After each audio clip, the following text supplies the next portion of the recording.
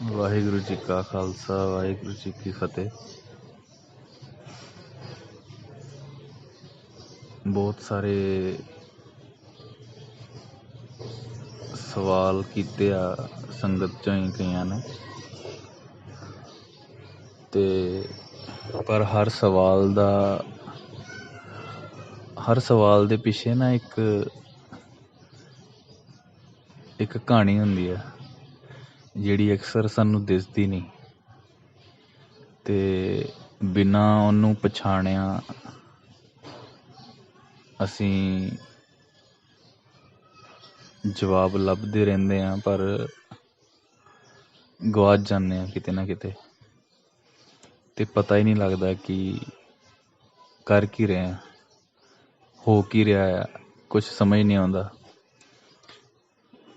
ਤੇ ਦੂਜੇ ਪਾਸੇ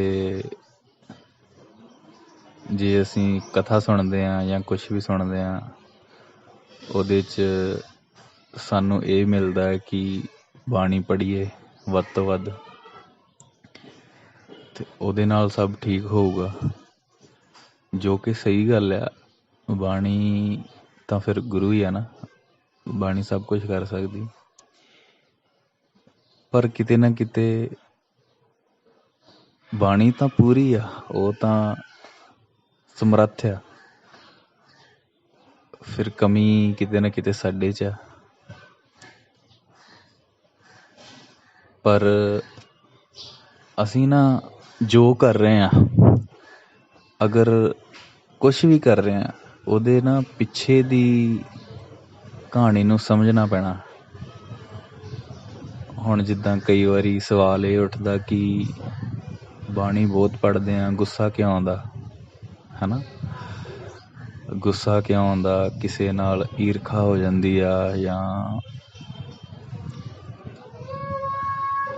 ਉਹੀ ਵੀ ਇੱਕ ਜੈਲਸੀ ਹੋ ਜਾਣਾ, ਜਾਂ ਕਿਸੇ ਵੱਲ ਦੇਖ ਕੇ ਇੱਕ ਨਾ ਧਾਰਮਿਕ ਈਰਖਾ ਵੀ ਹੁੰਦੀ ਆ, ਜਿਹਦੇ 'ਚ ਕਿਸੇ ਦੀ ਚੜ੍ਹਦੀ ਕਲਾ ਦੇਖ ਕੇ ਖੁਦ ਨੂੰ ਮਤਲਬ ਇਹ ਮਹਿਸੂਸ ਹੋਣਾ ਕਿ ਮੈਂ ਉਹਨਾਂ ਪਿਆਰਿਆਂ 'ਚ ਸ਼ਾਮਿਲ ਨਹੀਂ ਹਾਂ, ਇੱਕ ਹੀਣ ਭਾਵਨਾ ਜਿਹੀ ਆ ਜਾਣੀ। ਹਾਲਾਂਕਿ ਇਹਨੂੰ ਅਗਰ ਪੋਜ਼ੀਟਿਵ ਤਰੀਕੇ ਨਾਲ ਲਈਏ ਨਾ, ਤੇ ਇਹ ਵਧੀਆ ਚੀਜ਼ ਆ, ਖੁਦ ਨੂੰ ਨੀਵਾਂ ਰੱਖਣਾ ਉਹਦੇ ਵਿੱਚ ਕੰਮ ਆਉਂਦੀ ਆ। ਪਰ ਜੇ ਅਸੀਂ ਪੋਜ਼ੀਟਿਵ ਨਹੀਂ ਆ ਨਾ, ਫਿਰ ਇਹਦਾ ਨੈਗੇਟਿਵ ਇਫੈਕਟ ਬਹੁਤ ਜ਼ਿਆਦਾ ਪੈਂਦਾ, ਤੇ ਉਹ ਬੰਦਗੀ ਦੇ ਵਿੱਚ ਅੜਚਨ ਪੈ ਜਾਂਦਾ। ਇਹਦੇ ਬਾਰੇ ਵੀ ਗੱਲ ਕਰਾਂਗੇ ਅੱਜ, ਗੁੱਸਾ ਕਿਉਂ ਆਉਂਦਾ ਇਸ ਬਾਰੇ ਵੀ ਗੱਲ ਕਰਾਂਗੇ, ਦੁੱਖ ਕਿਵੇਂ ਬਣਦੇ ਨੇ, ਇਛਾਵਾਂ ਕਿੱਦਾਂ ਬਣਦੀਆਂ, ਤੇ ਫਿਰ ਕਿੱਦਾਂ ਉਹ ਸਾਰਾ ਸਿਸਟਮ ਚੱਲਦਾ ਜਿਹੜਾ ਸਾਨੂੰ ਉਸ ਸਟੇਜ 'ਤੇ ਪਹੁੰਚਾ ਦਿੰਦਾ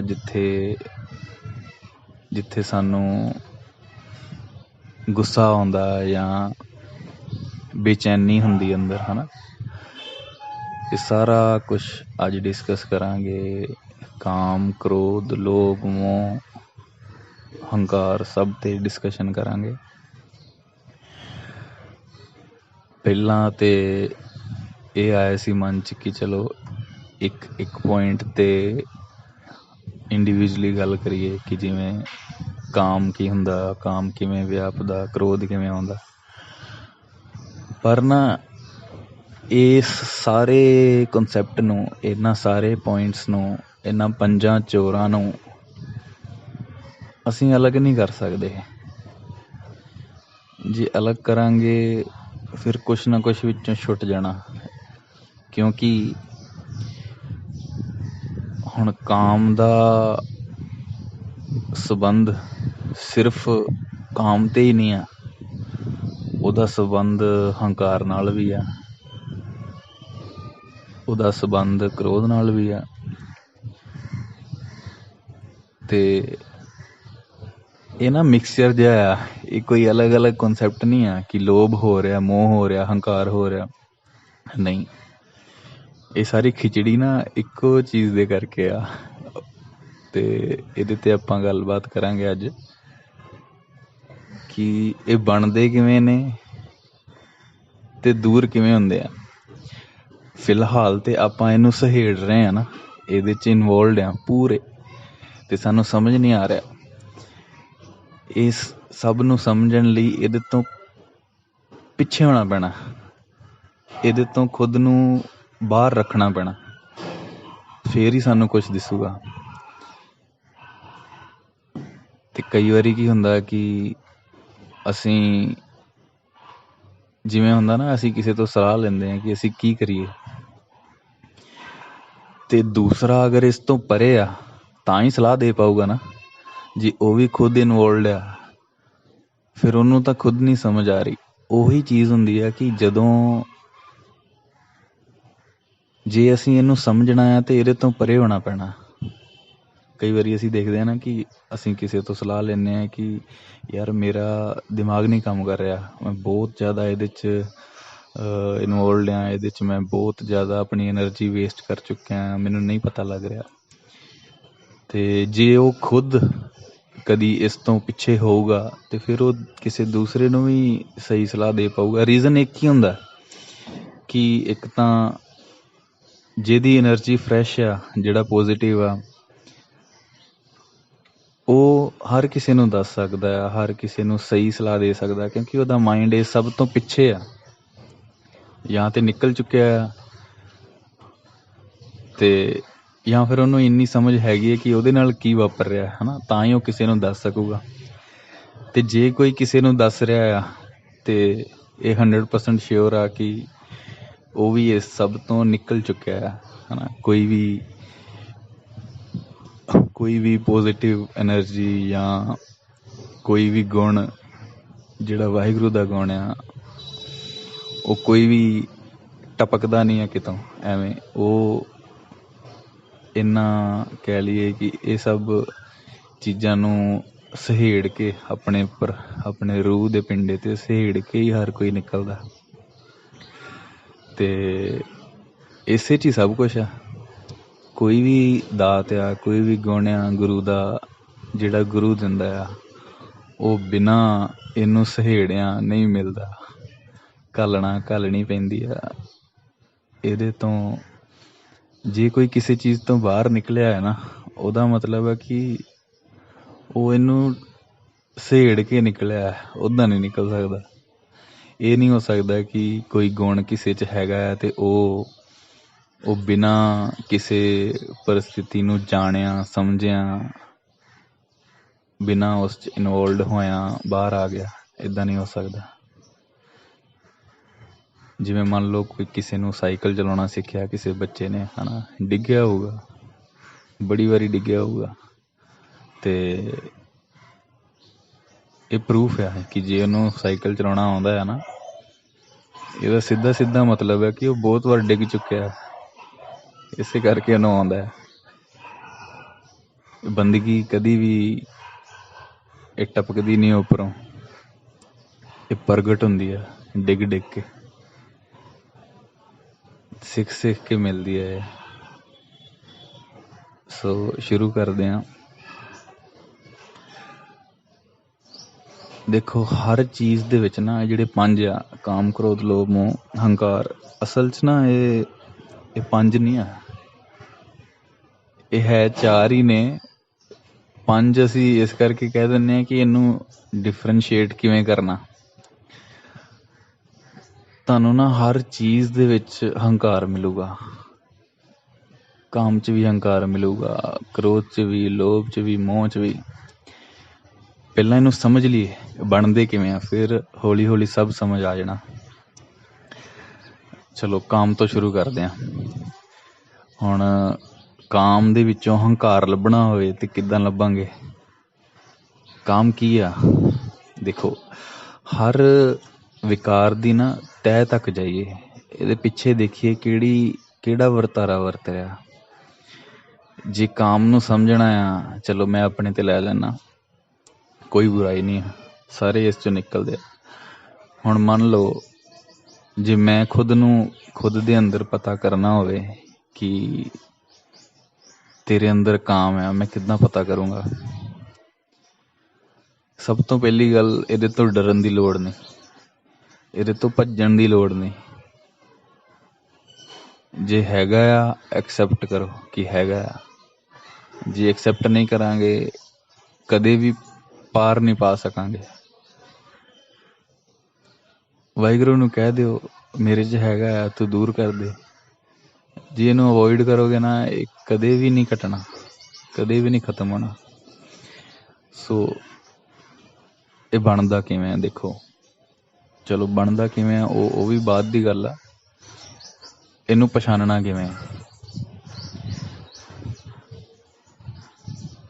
ਸਭ ਤੋਂ ਪਹਿਲੀ ਗੱਲ, ਜੇ ਜਿੱਦਾਂ ਹੁਣ ਮੈਂ ਪਛਾਣਨਾ ਕਿ ਮੇਰੇ ਅੰਦਰ ਹੈ ਕਿ ਨਹੀਂ ਹੈ, ਉਹ ਮੇਰੇ ਹਾਵ ਭਾਵ ਤੋਂ ਪਤਾ ਲੱਗ ਜਾਣਾ, ਮੇਰੀਆਂ ਅੱਖਾਂ ਤੋਂ ਪਤਾ ਲੱਗ ਜਾਣਾ ਕਿ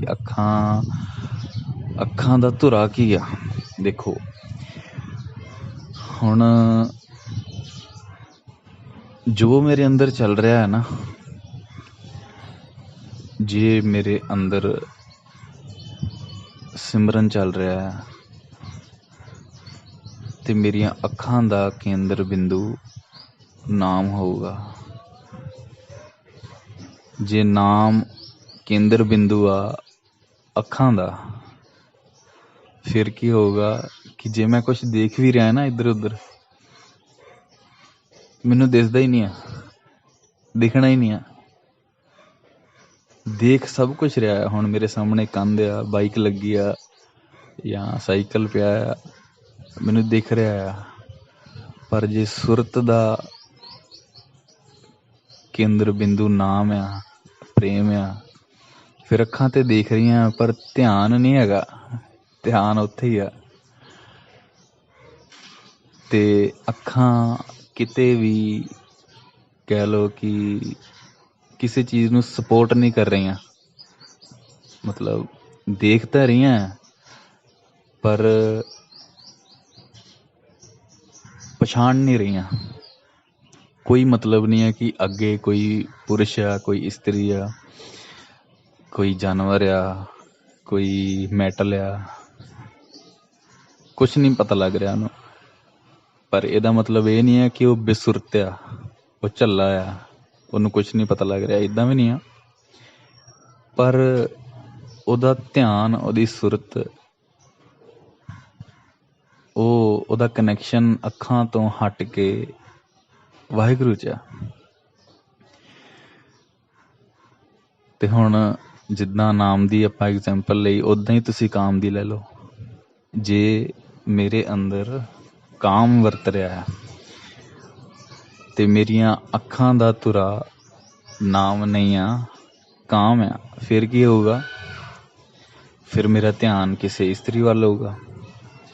ਫਿਰ ਅੱਖਾਂ ਦੇਖਣਗੀਆਂ ਕੌਣ ਜਾ ਰਿਹਾ ਹੈ, ਕੌਣ ਆ ਰਿਹਾ ਹੈ ਨਾ, ਕਿਸੇ ਨੇ ਕੀ ਪਾਇਆ ਆ, ਕੋਈ ਕਾਲਾ ਆ, ਕੋਈ ਗੋਰਾ ਆ, ਹੈ ਨਾ, ਕਿਸੇ ਦੀ ਸਕਿਨ ਇੱਦਾਂ ਆ, ਇੱਦਾਂ ਆ, ਸਭ ਕੁਛ ਦੇਖਣਗੀਆਂ। ਫਿਰ ਅੱਖਾਂ ਇਹ ਫਿਰ ਲੱਭਣਗੀਆਂ, ਖੋਜਣਗੀਆਂ ਕਿੱਥੋਂ ਇਸ ਵਿਕਾਰ ਦੀ ਪੂਰਤੀ ਹੋ ਸਕੇ, ਹੈ ਨਾ। ਫਿਰ ਇਹਨੂੰ ਪਰਵਾਹ ਨਹੀਂ ਰਹਿਣੀ ਕਿ ਇਹ ਕਿੱਥੇ ਬੈਠਾ। ਫਿਰ ਗੁਰਦੁਆਰੇ 'ਚ ਵੀ ਕਾਮ ਦੇਖਣਗੀਆਂ, ਗੁਰਦੁਆਰੇ 'ਚ ਵੀ ਕਾਮ ਲੱਭਣਗੀਆਂ ਅੱਖਾਂ। ਕਿਸੇ ਨੂੰ ਆਉਂਦੇ ਜਾਂਦੇ ਦੇਖਣਗੀਆਂ, ਠੀਕ ਹੈ, ਭਗਤ ਨੂੰ ਵੀ ਆਉਂਦਾ ਜਾਂਦਾ ਦਿਸਦਾ ਆ, ਉਹ ਗੱਲ ਨਹੀਂ ਹੈ, ਪਰ ਉਹਦੀਆਂ ਅੱਖਾਂ ਦਾ ਧੁਰਾ ਨਾਮ ਰਹਿੰਦਾ। ਉਹ ਕੁਛ ਦੇਖ ਵੀ ਰਿਹਾ ਆ ਤੇ ਉਹਦਾ ਧਿਆਨ ਨਹੀਂ ਹੈ, ਹੈ ਨਾ। ਤੇ ਦੂਜੇ ਪਾਸੇ ਜੇ ਕੋਈ ਵਿਕਾਰੀ ਆ, ਇੱਕ ਹੁੰਦਾ ਨਾ ਨਜ਼ਰ 'ਚ ਹੀ ਸਭ ਕੁਝ ਹੁੰਦਾ। ਨਜ਼ਰ ਕਿਸ ਨੂੰ ਦੇਖ ਰਹੀ ਆ, ਇਹ ਉਹਦੀ ਨਜ਼ਰ ਦਾ ਧੁਰਾ ਕੀ ਆ, ਉਹਦਾ ਕੇਂਦਰ ਬਿੰਦੂ ਕੀ ਆ, ਨਾਮ ਹੈ ਕਿ ਵਿਕਾਰ ਆ। ਤੇ ਜੋ ਅੱਖਾਂ ਦੇਖ ਰਹੀਆਂ ਉਹਦਾ ਅਸਰ ਰੂਹ ਤੇ ਕੀ ਹੋ ਰਿਹਾ, ਇਹ ਡਿਪੈਂਡ ਕਰਦਾ। ਜੇ ਮੈਂ ਕਿਸੇ ਨੂੰ ਦੇਖ ਹੀ ਲਿਆ ਹੈ ਨਾ, ਪਰ ਅੰਦਰ ਤਾਂ ਗੁਰੂ ਵਰਤ ਰਿਹਾ, ਫਿਰ ਅੱਖਾਂ ਦਾ ਕੋਈ ਮਤਲਬ ਨਹੀਂ ਰਹਿ ਜਾਂਦਾ ਕੀ ਦੇਖ ਰਹੀਆਂ, ਕਿੱਧਰ ਦੇਖ ਰਹੀਆਂ। ਤੇ ਉਹਦਾ ਅਹਿਸਾਸ ਵੀ ਅੱਖਾਂ ਰਾਹੀਂ ਹਿਰਦੇ ਤੇ ਨਹੀਂ ਹੋਣਾ, ਕਿਉਂਕਿ ਅੰਦਰ ਜੋ ਚੱਲ ਰਿਹਾ ਉਹ ਪਰਮ ਆ, ਉਹ ਸਭ ਤੋਂ ਉੱਪਰ ਆ। ਉੱਥੇ कुछ देखे दी कुछ सुने दी पहुँच नहीं है, पर जे हिरदा विकारी आ है ना, फिर सब कुछ उल्टा ला लो तुसीं। फिर हर चीज़ 'ਚ ਤੁਹਾਨੂੰ काम ही ਲੱਭਣਾ, हर चीज़ 'ਚੋਂ काम ਲੱਭਣਾ ਤੁਹਾਨੂੰ। ਫਿਰ ਉਹਦਾ ਅਸਰ ਸਰੀਰ 'ਤੇ ਵੀ ਹੋਊਗਾ, ਅੱਖਾਂ 'ਤੇ ਤਾਂ ਹੋਣਾ ਹੀ ਆ। ਫਿਰ ਉਹ ਕੀ ਕਰੂਗਾ, ਅੱਖਾਂ ਤੋਂ ਜੇ ਕੁਛ ਦੇਖੂਗਾ ਉਹਦਾ ਦਿਲ ਕਰੂਗਾ ਕਿ ਜਿਸ ਵਰਤਾਰੇ 'ਚ ਕਾਮ ਵਰਤ ਰਿਹਾ ਉਹ ਦੇਖਣਾ। ਫਿਜ਼ੀਕਲੀ ਵੀ ਜੇ ਫੋਨ ਫੜੂਗਾ ਤਾਂ ਉਹਦੇ 'ਚੋਂ ਵੀ ਉਹ ਲੱਭੂਗਾ। ਜੇ ਕਿਸੇ ਨਾਲ ਗੱਲ ਕਰੂਗਾ ਅਤੇ ਉਹਦਾ ਦਿਲ ਕਰੂਗਾ ਕਿ ਉੱਦਾਂ ਦੀ ਹੀ ਵਾਰਤਾਲਾਪ ਕੀਤੀ ਜਾਵੇ ਜਿਹੜੀ ਜੋ ਅੰਦਰ ਚੱਲ ਰਿਹਾ ਉਹਦੇ ਨਾਲ ਕਨੈਕਟ ਹੋ ਸਕੇ, ਹੈ ਨਾ। ਜੇ ਅੰਦਰ ਕਾਮ ਵਾਪਰ ਰਿਹਾ ਆ ਅਤੇ ਉਹਦੀ ਜ਼ੁਬਾਨ ਜਿਹੜੀ ਆ ਉਹ ਸਦਾ ਹੀ ਕਾਮ ਦੀਆਂ ਗੱਲਾਂ ਕਰੂਗੀ, ਤਾਂ ਕਿ ਹਿਰਦੇ ਦੇ ਵਿੱਚ ਜਿਹੜੀ ਚੀਜ਼ ਆ ਕਾਮ ਰੂਪੀ ਉਹਦੀ ਪੂਰਤੀ ਕੀਤੀ ਜਾ ਸਕੇ। ਅਤੇ ਕੰਨਾਂ ਤੋਂ ਵੀ ਉਹੀ ਸੁਣੂਗਾ। ਫਿਰ ਉਹੋ ਜਿਹੇ ਦੋਸਤ, ਉਹੋ ਜਿਹੇ ਮਿੱਤਰ ਭਾਲੂਗਾ ਜਿਹੜੇ ਇਸ ਦੀ ਪੂਰਤੀ ਕਰ ਸਕਣ। ਅਤੇ ਇਸ ਸਮਾਜ ਤੋਂ ਉਹ ਸਿਰਫ ਕਾਮ ਹੀ ਲਊਗਾ। ਇਹ ਆ ਕਾਮ ਦੀ ਡੈਫੀਨੇਸ਼ਨ ਕਿ ਕਾਮ ਕੀ ਹੁੰਦਾ। ਆਪਾਂ ਪਹਿਲਾਂ ਇੱਕ ਇੱਕ ਕਰਕੇ ਸਾਰਿਆਂ ਬਾਰੇ ਗੱਲ ਕਰ ਲਾਂਗੇ।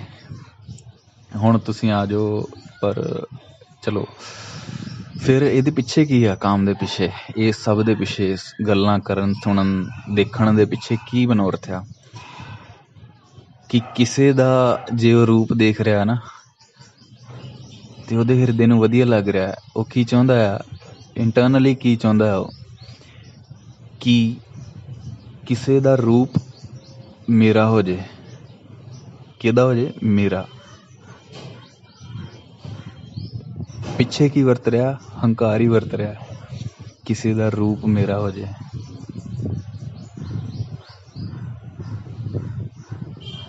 ਪੰਕਤੀਆਂ ਵੀ ਆ ਕੁਛ, ਇੱਕ ਪੋਸਟ ਵੀ ਸੀਗੀ, ਉਹਦੇ ਵਿੱਚ ਵੀ ਸੀਗੀ ਪੰਕਤੀ ਕਿ ਘਰ ਕੀ ਨਾਰ ਤਿਆਗਿਆ ਅੰਧਾ, ਹੈ ਨਾ। ਅਤੇ ਉਹੀ ਚੀਜ਼ ਆ ਵੀ ਪਰਾਏ ਰੂਪ ਵੱਲ ਧਿਆਨ ਆ ਕਿ ਹਰ ਚੀਜ਼ ਮੇਰੀ ਹੋ ਜਾਏ, ਚਾਹੇ ਕਿਸੇ ਦਾ ਸਰੀਰ ਆ, ਹੈ ਨਾ। ਅਤੇ ਤੁਸੀਂ ਸਮਝ ਗਏ ਹੋਣੇ ਕਿ ਕਿਸ ਤਹਿ ਤੱਕ ਗੱਲ ਗਈ ਆ।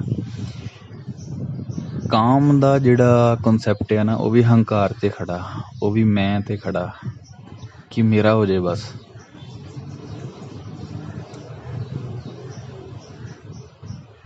ਹੁਣ ਅੱਗੇ ਵੱਧਦੇ ਹਾਂ ਕ੍ਰੋਧ 'ਤੇ। ਤੁਸੀਂ ਕਦੀ ਵੀ ਦੇਖ ਲਿਓ ਕਿ ਕ੍ਰੋਧ ਕਿਉਂ ਆ ਰਿਹਾ। ਜੇ ਤੁਸੀਂ ਪੂਰੇ ਦਿਨ 'ਚ 10 ਵਾਰੀ ਕ੍ਰੋਧ ਆਇਆ ਨਾ ਤੁਹਾਨੂੰ, ਅਤੇ 10 ਵਾਰੀ ਹੀ 100% ਕੀ ਹੋਊਗਾ ਕਿ ਕੋਈ ਕੰਮ ਐਸਾ ਹੋਊਗਾ ਜਿਹੜਾ ਤੁਹਾਡੇ ਮੁਤਾਬਿਕ ਨਹੀਂ ਹੋਇਆ। ਕਦੀ ਵੀ ਦੇਖ ਲਿਓ, ਗੁੱਸਾ ਹਮੇਸ਼ਾ ਤਾਂ ਆਊਗਾ ਕਿ ਜੋ ਤੁਸੀਂ ਚਾਹੁੰਦੇ ਸੀ ਉਹ ਨਹੀਂ ਹੋਇਆ।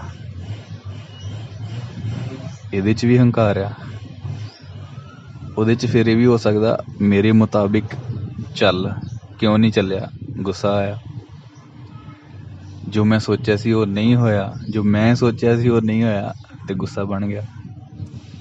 ਕਿਸੇ ਨੇ ਮੇਰੀ ਗੱਲ ਨਹੀਂ ਮੰਨੀ, ਗੁੱਸਾ ਬਣ ਗਿਆ।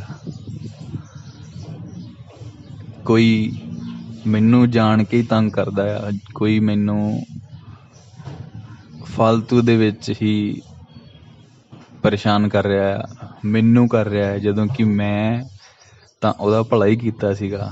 ਹਰ ਚੀਜ਼ 'ਚ ਮੈਂ ਹੀ ਵਰਤ ਰਹੀ ਆ, ਹੰਕਾਰ ਵਰਤ ਰਿਹਾ। ਸੋ ਇਹ ਕਿਉਂ ਬਣਦੇ ਆ, ਇਹਦੀ ਵੀ ਗੱਲ ਕਰਾਂਗੇ। ਇਹ ਤਾਂ ਅਜੇ ਪਛਾਣ ਰਹੇ ਹਾਂ ਨਾ ਅਸੀਂ ਕਿ ਕਿੱਦਾਂ ਕੀ ਹੋ ਰਿਹਾ। ਫਿਰ ਇਹਦੇ ਸਲਿਊਸ਼ਨ ਬਾਰੇ ਵੀ ਗੱਲ ਕਰਾਂਗੇ, ਕਿਉਂਕਿ ਕਹਿਣਾ ਬਹੁਤ ਆਸਾਨ ਹੁੰਦਾ ਹੈ ਕਿ ਇਹਦੇ ਕਰਕੇ ਆਹ ਹੋ ਰਿਹਾ, ਇਹਦੇ ਕਰਕੇ ਉਹ ਹੋ ਰਿਹਾ, ਪਰ ਜਦੋਂ ਤੱਕ ਅਸੀਂ ਸੋਲਿਊਸ਼ਨ ਤੱਕ ਨਹੀਂ ਪਹੁੰਚਦੇ ਨਾ, ਉਦੋਂ ਤੱਕ ਇਹਨਾਂ ਗੱਲਾਂ ਦਾ ਵੀ ਕੋਈ ਫਾਇਦਾ ਨਹੀਂ। ਸੋ ਉਹਦੇ ਬਾਰੇ ਆਪਾਂ ਲਾਸਟ 'ਚ ਗੱਲ ਕਰਾਂਗੇ। ਫਿਲਹਾਲ ਥੋੜ੍ਹਾ ਥੋੜ੍ਹਾ ਅਸੀਂ ਪਛਾਣ ਲਈਏ ਕਿ ਗੁੱਸਾ ਕਿਉਂ ਆ ਰਿਹਾ। ਸਿੱਧੀ ਜੀ ਗੱਲ ਆ, ਜੇ ਇਹਨੂੰ ਇੱਕ ਲਾਈਨ ਦੇ ਵਿੱਚ ਅਸੀਂ ਪਿਰੋਣਾ ਹੋਵੇ ਤੇ ਫਿਰ ਅਸੀਂ ਇਹ ਕਵਾਂਗੇ ਕਿ ਸਾਡੀ ਇੱਛਾ ਪੂਰੀ ਨਹੀਂ ਹੋਈ ਤਾਂ ਗੁੱਸਾ ਬਣ ਗਿਆ।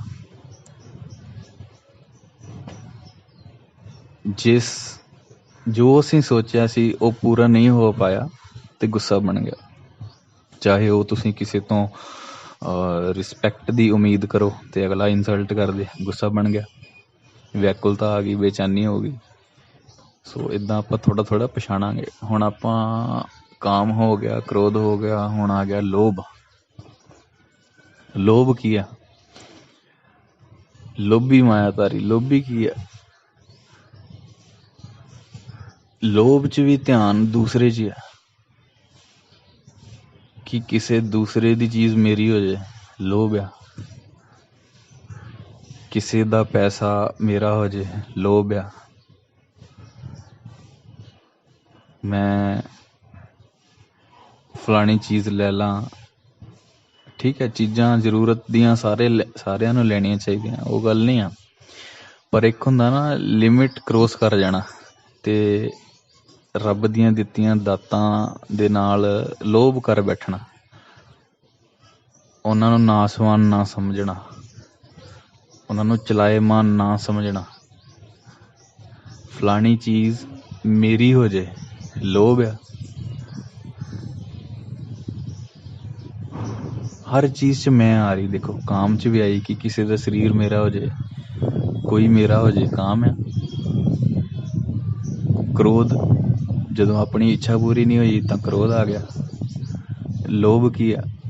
ਹੁਣ ਦੇਖੋ, ਜੇ ਮੰਨ ਲਓ ਕੋਈ ਲੋਭੀ ਆ ਤੇ ਉਹ ਚਾਹੁੰਦਾ ਹੈ ਕਿ ਆਹ ਪੈਸੇ ਮੇਰੇ ਹੋ ਜਾਣ, ਹੈ ਨਾ, ਆਹ ਮਕਾਨ ਮੇਰੇ ਨਾਮ 'ਤੇ ਹੀ ਹੋਵੇ। ਤੇ ਹੁਣ ਉਹਦੇ 'ਚ ਦੇਖੋ, ਜੇ ਨਹੀਂ ਹੋ ਪਾਇਆ, ਇੱਕ ਤਾਂ ਲੋਭੀ ਹੈਗਾ ਹੀ ਆ ਉਹ, ਤੇ ਉਹ ਕ੍ਰੋਧੀ ਵੀ ਆ।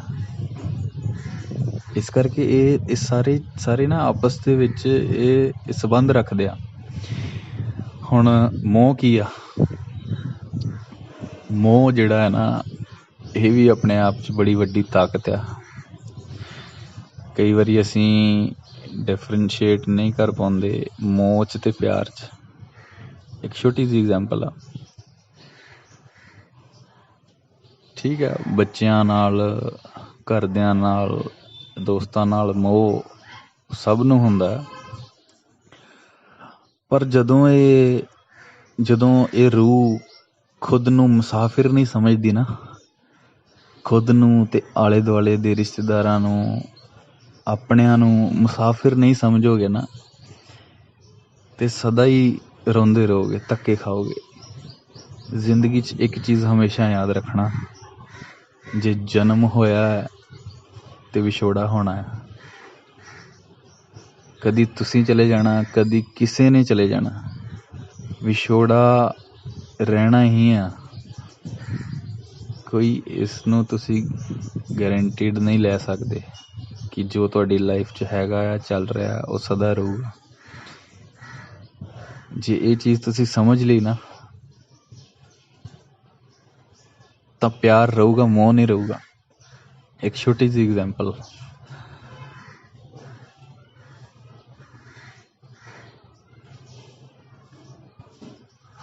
ਗੁਰੂ ਗੋਬਿੰਦ ਸਿੰਘ ਜੀ ਖੁਦ ਤੋਰਿਆ ਕਲਗੀ ਲਾ ਕੇ, ਜਾਓ ਲੜੋ, ਯੁੱਧ ਕਰੋ। ਪਿਆਰ ਸੀ, ਮੋਹ ਨਹੀਂ ਸੀ। ਤੇ ਉਹ ਚਲੇ ਵੀ ਗਏ, ਸ਼ਹੀਦੀਆਂ ਵੀ ਪਾ ਗਏ, ਫਿਰ ਵੀ ਚੜ੍ਹਦੀ ਕਲਾ ਅੰਦਰੋਂ। ਕਈ ਵਾਰੀ ਆਪਾਂ ਇਹ ਸੋਚਦੇ ਹਾਂ ਉਹ ਤਾਂ ਗੁਰੂ ਸੀ, ਅਸੀਂ ਗੁਰੂ ਥੋੜ੍ਹੀ ਹਾਂ। ਪਰ ਬਾਣੀ ਤਾਂ ਉਲਟ ਕਹਿ ਰਹੀ, ਬਾਣੀ ਕਹਿ ਰਹੀ, ਹਰ ਜਨ ਕੈਸਾ ਚਾਹੀਏ, ਜੈਸਾ ਹਰ ਹੀ ਹੋਏ। ਗੁਰੂ ਦੇ ਰਾਹ ਤੇ ਨਹੀਂ ਤੁਰਾਂਗੇ ਨਾ ਤੇ ਕਦੀ ਵੀ ਸਹੀ ਨਹੀਂ ਹੋ ਪਾਵਾਂਗੇ। ਗੁਰੂ ਨੇ ਇਹ ਸਭ ਕਿਉਂ ਕੀਤਾ? ਤਾਂ ਕਿ ਤੁਸੀਂ ਵੀ ਕਰ ਸਕੋ। ਕਿਉਂ ਐਗਜ਼ਾਮਪਲ ਸੈੱਟ ਕੀਤੀ? क्यों अगे खड़ा हो गया, हर चीज़ के अगे खड़ा हो गया, शहीदियां च भी, विछोड़ियां च भी, हर किते उन्हें आप करके दिखाया। फिर तुहानू क्या कि चलो, वो पिछे नहीं बैठा रहा, हर चीज़ उन्हें करके दिखाई कि जिवें मैं कर रहा हाँ मेरे सिखा तू भी कर सकदा है। हर चीज़ करके दिखाई, भज्जिया नहीं, वो खड़ गया। वो इदां ही गुरसिख ने भी खड़ना है। असी साडा ये कह देना वो तो गुरु सी, असी गुरु थोड़ी हाँ, असी तो इंसान हाँ, असी किद्दां कर सकते हैं। ये बड़ी ही छोटी मानसिकता वाली गल है। उन्हें योद्धा बनाया सी,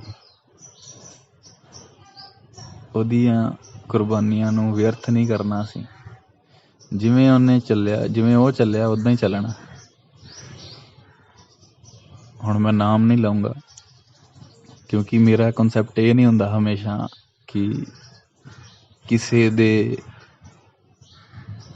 जीवन नूं उस ढंग नाल पेश करना कि जेड़ा फिर कोई सुने तो उन्होंने ये लगे कि मेरे धर्म बारे गल कीती, जां फिर वो रिलेट नहीं हो पाता। पर थोड़ा जा एग्जाम्पल समझ लियो।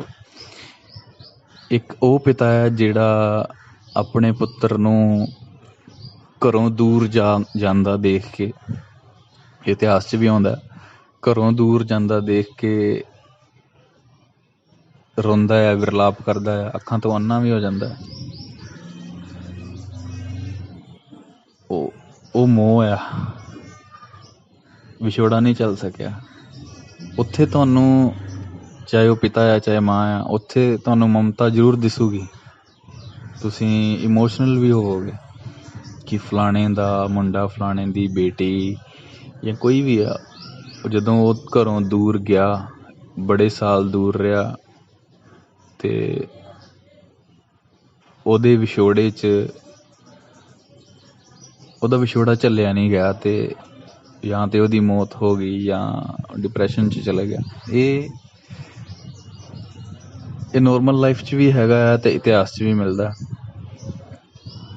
क्योंकि मोह सीगा, मोह जिहड़ा है ना खा जांदा, ते मोह दे विच तुसीं बंदगी नहीं कर पाओगे। भावें तुसीं इनू आपां वीडियोज़ च भी देखते हैं कि किवें इदां पेश किया जाता कि मेरी माँ सब कुछ है, मेरा प्यो सब कुछ है, मेरी फ्रेंडशिप सब कुछ है, पर पूरी कहानी कोई दिखाता नहीं है। ठीक है, जे असल च वो ना मोह दिखाया जाता, प्रेम नहीं दिखाया जाता। ते जदों मोह इन्ना हो जाता है, फिर वो सब तो पहली गल तो भाने तो उल्ट हो जाऊगा, ਉਹਦੇ ਕੋਲ जपया जाना ही नहीं, कभी भी नहीं जपया जाना, क्योंकि ध्यान उधर आ।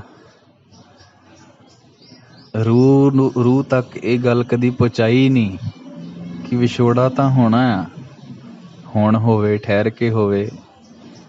विछोड़ा तो एक कुदरती नियम आ कुदरत दा, जे पछाणिया नहीं तो फिर जिस लिए जन्म होया वो सदा ही व्यर्थ जाऊगा।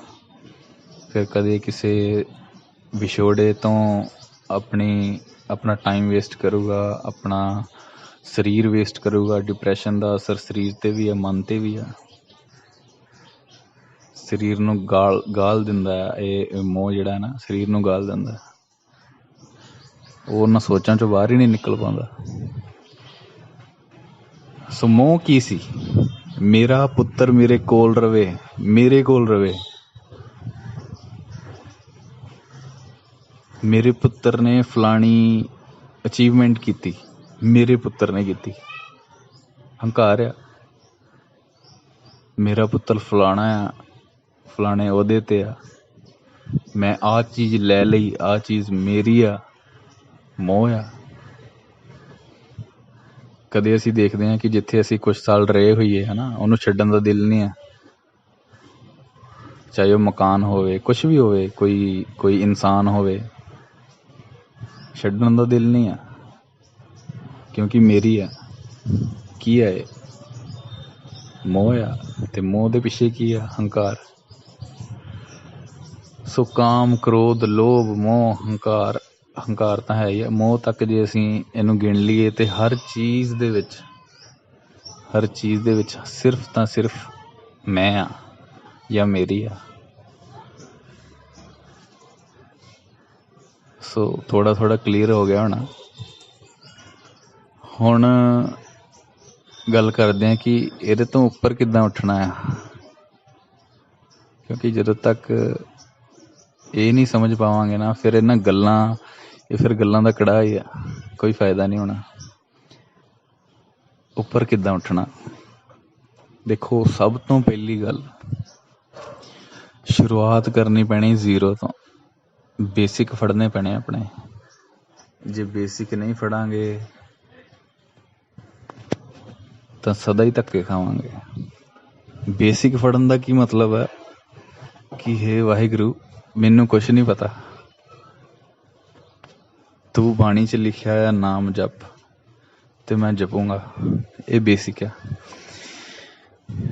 ਨੀਂਹ ਪੱਕੀ ਹੋਵੇ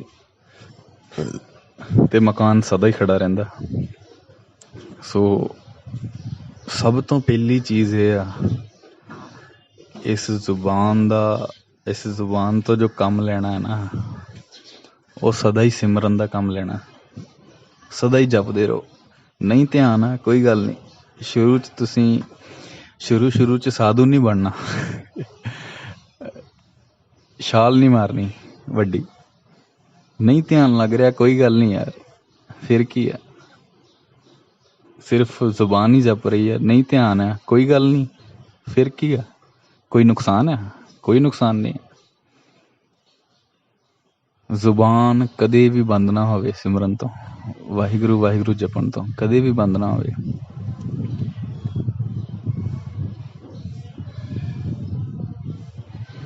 ਇਹ ਪਹਿਲਾ ਬੇਸਿਕ ਆ।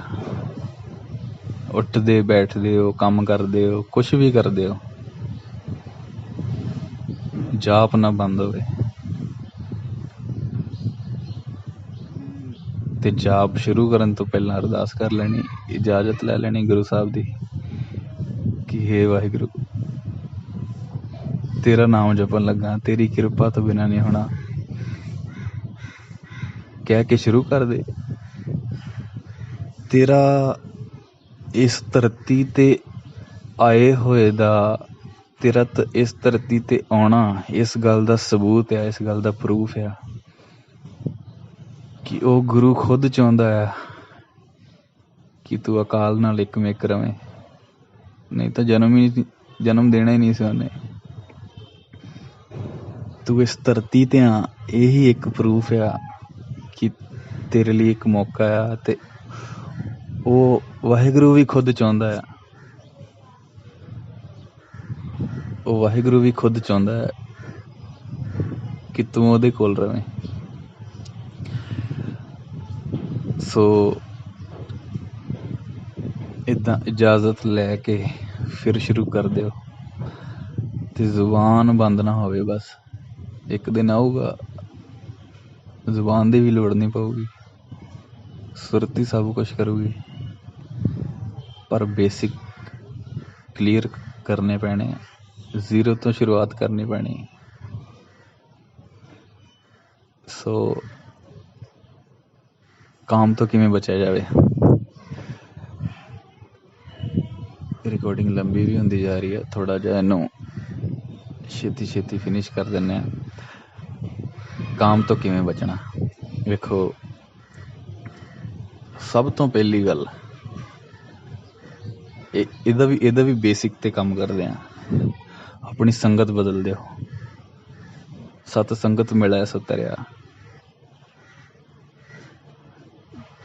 ਸਤ ਸੰਗਤ ਬਦਲ ਦੋਗੇ ਨਾ, ਮਾਫ ਕਰਿਓ, ਸੰਗਤ ਬਦਲ ਦੋਗੇ ਤੇ ਉਹ ਹੌਲੀ ਹੌਲੀ ਸਤ ਸੰਗਤ ਬਣਦੀ ਜਾਣੀ, ਤੁਹਾਨੂੰ ਪਤਾ ਵੀ ਨਹੀਂ ਲੱਗਣਾ। ਬੁਰੀ ਸੰਗਤ ਬਦਲਦੇ ਹੋਗੇ ਨਾ, ਕੁਸੰਗਤ ਨੂੰ ਤਿਆਗ ਦਿਓ, ਹੌਲੀ ਹੌਲੀ ਸੰਗਤ ਬਣਦੀ ਜਾਣੀ, ਤੁਹਾਨੂੰ ਪਤਾ ਵੀ ਨਹੀਂ ਲੱਗਣਾ। ਸੰਗਤ ਤੋਂ ਕੀ ਹੋਊਗਾ? ਹੁਣ ਮੰਨ ਲਓ ਚਲੋ ਇੱਕ ਦੁਨਿਆਵੀ ਐਗਜ਼ਾਮਪਲ ਲੈਂਦੇ ਹਾਂ। ਤੁਸੀਂ ਬਾਈਕ ਲਈ, ਪਰਸ ਲਿਆ, ਸ਼ੂਜ਼ ਲਏ, ਕੁਛ ਵੀ ਲਿਆ, ਘੜੀ ਲਈ, ਕੁਛ ਵੀ ਲਿਆ, ਕਿਉਂ ਲੈਂਦੇ ਹੋ ਤੁਸੀਂ? ਕਿਵੇਂ ਤੁਹਾਨੂੰ ਪਤਾ ਲੱਗਦਾ ਕਿ ਹਾਂ this is the right one, ਕਿ ਮੈਂ ਇਹੀ ਲੈਣ ਜਾ ਰਿਹਾ? ਕਿੱਦਾਂ ਪਤਾ ਲੱਗਦਾ? ਸੰਗਤ ਦਾ ਅਸਰ ਆ। ਕਿਸੇ ਨੇ ਪਾਈ ਸੀ, ਤੁਸੀਂ ਦੇਖੀ, ਬਿਨਾਂ ਗੱਲ ਕੀਤੇ ਸੰਗਤ ਬਣ ਗਈ, ਉਹ ਤੁਹਾਡੇ ਅੰਦਰ ਕੈਚ ਹੋ ਗਈ ਤੇ ਤੁਸੀਂ ਕਿਹਾ ਅੱਜ ਕੱਲ੍ਹ ਇਹੀ ਚੱਲ ਰਹੀ ਆ, ਸਭ ਇਹੋ ਹੀ ਪਾ ਰਿਹਾ, ਇਹੀ ਚਾਹੀਦੀ ਆ। ਬਿਨਾਂ ਮਿਲਿਆਂ, ਬਿਨਾਂ ਗੱਲ ਕੀਤਿਆਂ, ਸਿਰਫ ਅੱਖਾਂ ਤੋਂ ਹੀ ਸੰਗਤ ਤੁਹਾਡੇ ਅੰਦਰ ਗ੍ਰਹਿਣ ਹੋ ਗਈ। ਹਰ ਚੀਜ਼ ਸੰਗਤ ਆ। ਇਹਦੇ ਬਾਰੇ ਵੀ ਗੱਲ ਕਰਾਂਗੇ ਬਾਅਦ 'ਚ, ਕਿਸੇ ਹੋਰ ਵੀਡੀਓ 'ਚ ਕਰ ਲਾਂਗੇ। ਸੋ ਕੋਈ ਚੀਜ਼ ਤੁਹਾਨੂੰ ਚੰਗੀ ਲੱਗਦੀ ਆ, ਉਹਦੇ ਪਿੱਛੇ ਦਾ ਕਾਰਨ ਦੇਖਿਓ। ਜਾਂ ਤੇ ਤੁਹਾਡੇ ਕਿਸੇ ਦੋਸਤ ਕੋਲ ਹੋਊ, ਜਾਂ ਤੁਸੀਂ ਆਉਂਦੀ ਜਾਂਦੀ ਕੋਈ ਚੀਜ਼ ਦੇਖੀ ਹੋਊਗੀ, ਉੱਥੋਂ ਤੁਹਾਡੇ ਅੰਦਰ ਇੱਛਾ ਬਣੀ। ਜਾਂ ਜਿਸ ਸਰਕਲ ਦੇ ਵਿੱਚ ਤੁਸੀਂ ਰਹਿੰਦੇ ਹੋ, ਤੁਹਾਡੀ ਜਿਹੜੀ ਸੰਗਤ ਆ, ਜਿਸ ਗਰੁੱਪ 'ਚ ਤੁਸੀਂ ਰਹਿੰਦੇ ਹੋ, ਉਸ ਗਰੁੱਪ 'ਚ ਮੰਨ ਲਓ 10 ਜਣੇ ਆ ਤੁਹਾਡੇ ਫਰੈਂਡਸ ਆ, ਤੁਹਾਡੀ ਸੰਗਤ ਉਹਨਾਂ 'ਚੋਂ ਬਣਨੀ ਆ। ਤੁਹਾਡੀ ਪਸੰਦ ਨਾ ਪਸੰਦ ਦਾ ਕਾਰਨ ਉਹ 9 ਜਣੇ ਆ, ਤੇ 10ਵੇਂ ਤੁਸੀਂ ਉਹ 9 ਜਣੇ ਡਿਸਾਈਡ ਕਰਨਗੇ ਤੁਸੀਂ ਕੀ ਪਾਉਣਾ, ਕੀ ਤੁਸੀਂ ਸੁਣਨਾ ਆ, ਕੀ ਤੁਸੀਂ ਬੋਲਣਾ ਆ। ਇਹ ਤੁਹਾਡੀ ਸੰਗਤ ਡਿਸਾਈਡ ਕਰਦੀ ਆ ਇਨਡਾਇਰੈਕਟਲੀ, ਤੇ ਤੁਹਾਨੂੰ ਪਤਾ ਵੀ ਨਹੀਂ ਲੱਗਦਾ। ਖਾਣ ਤੋਂ ਲੈ ਕੇ ਪਹਿਨਣ ਤੱਕ, ਬੋਲਣ ਤੱਕ, ਸੁਣਨ ਤੱਕ, ਦੇਖਣ ਤੱਕ ਤੁਸੀਂ ਨਹੀਂ ਡਿਸਾਈਡ ਕਰਦੇ, ਤੁਹਾਡੀ ਸੰਗਤ ਡਿਸਾਈਡ ਕਰਦੀ ਆ। ਸੰਗਤ ਬਦਲਦੇ ਹੋ, ਨਵਾਂ ਜਨਮ ਹੋ ਜਾਊਗਾ ਰੂਹ ਦਾ। ਖੁਦ ਨੂੰ ਪਛਾਣ ਨਹੀਂ ਪਾਓਗੇ, ਇੰਨਾ ਬਦਲਾਵ ਆ ਜਾਊਗਾ। ਜੇ ਤੁਹਾਡੀ ਸੰਗਤ ਨਾਮ ਵਾਲੀ ਆ, ਜੇ ਤੁਹਾਡੀ ਸੰਗਤ ਕੀਰਤਨ ਸੁਣਨ ਵਾਲੀ ਆ, ਜੇ ਤੁਹਾਡੀ ਸੰਗਤ ਵਾਹਿਗੁਰੂ ਵਾਹਿਗੁਰੂ ਜਪਦੀ ਰਹਿੰਦੀ ਹਰ ਵੇਲੇ, ਤੁਸੀਂ ਵੀ ਜਪੋਗੇ। ਭਾਵੇਂ ਕਿੰਨੇ ਵੀ ਵੱਡੇ ਪਾਪੀ ਹੋ, ਕਿੰਨੇ ਵੀ ਵੱਡੇ ਗੁਨਾਹ ਕਰ ਚੁੱਕੇ ਹੋ, ਕੀਤੇ ਹੋਏ ਗੁਨਾਹ ਅੱਖਾਂ ਦੇ ਅੱਗੇ ਆਉਂਦੇ ਰਹਿੰਦੇ ਆ, ਸੁਪਨਿਆਂ ਦੇ ਵਿੱਚ, ਜਾਗਦਿਆਂ ਦੇ ਵਿੱਚ ਸੁਰਤ ਉੱਥੇ ਚਲੀ ਜਾਂਦੀ ਜਿੱਥੇ ਤੁਹਾਡੇ ਗੁਨਾਹ ਤੁਹਾਨੂੰ ਲੈ ਕੇ ਜਾਂਦੇ, ਜਿਹੜੇ ਕੀਤੇ ਹੋਏ ਆ। ਦੁਨੀਆ ਦਾ ਕੋਈ ਗੁਨਾਹ ਐਸਾ ਨਹੀਂ ਜਿਹੜਾ ਨਾਮ ਉਹਨੂੰ ਮਾਰ ਨਾ ਸਕੇ, ਜਿਹੜਾ ਨਾਮ ਉਹਨੂੰ ਦੂਰ ਨਾ ਕਰ ਸਕੇ। ਨਾਮ ਪ੍ਰਗਟ ਹੋਣਾ ਸੰਗਤ ਚੋਂ। ਸੰਗਤ ਬਦਲ ਦਿਓ, ਜੀਵਨ ਬਦਲ ਜਾਊਗਾ। ਹੁੰਦਾ ਕੀ ਆ ਦੇਖੋ, ਸੰਗਤ ਬਦਲਦਿਆਂ ਹੀ ਤੁਹਾਡੀਆਂ ਜਿਹੜੀਆਂ ਇਛਾਵਾਂ ਹੈ ਨਾ, ਇਹ ਸੰਗਤ ਤੈਅ ਕਰਦੀ ਆ। ਸੰਗਤ ਬਦਲ ਦਿਓ, ਇਛਾਵਾਂ ਬਦਲਣਗੀਆਂ। ਇਛਾਵਾਂ ਬਦਲਣਗੀਆਂ ਤੇ ਅੱਖਾਂ ਕੂੜ ਨਹੀਂ ਦੇਖਣਗੀਆਂ, ਅੱਖਾਂ ਜਿਸਮ ਨਹੀਂ ਦੇਖਣਗੀਆਂ, ਅੱਖਾਂ ਫੋਨ ਤੇ ਉਹ ਮਟੀਰੀਅਲ ਨਹੀਂ ਦੇਖਣਗੀਆਂ ਜਿਹਦੇ ਚੋਂ ਕਾਮ ਵਿਆਪਦਾ ਆ, ਜਿਹਦੇ ਚੋਂ ਕਾਮ ਨੂੰ ਹੁੰਗਾਰਾ ਮਿਲਦਾ, ਨਹੀਂ ਦੇਖਣਗੀਆਂ। ਅੰਦਰੋਂ ਹੀ ਦਿਲ ਨਹੀਂ ਕਰਨਾ। ਇੱਕ ਹੁੰਦਾ ਨਾ, ਅਸੀਂ ਰੋਕ ਰਹੇ ਹਾਂ ਖੁਦ ਨੂੰ ਕਿਉਂਕਿ ਪਤਾ ਹੈ ਇਹ ਗਲਤ ਆ। ਕਿਵੇਂ ਰੋਕ ਲੋਗੇ? ਨਹੀਂ ਰੁਕਣਾ, ਜੜ ਨੂੰ ਫੜਨਾ ਪੈਣਾ। ਸੰਗਤ ਬਦਲ ਲਓ, ਵਿਚਾਰ ਸੰਗਤ ਬਦਲੋਗੇ, ਵਿਚਾਰ ਬਦਲਣਗੇ, ਵਿਚਾਰ ਬਦਲਣਗੇ, ਇਛਾਵਾਂ ਬਦਲਣਗੀਆਂ, ਇਛਾਵਾਂ ਬਦਲਣਗੀਆਂ ਤੇ ਐਕਸ਼ਨ ਬਦਲੂਗਾ। ਐਕਸ਼ਨ ਕੀ ਆ?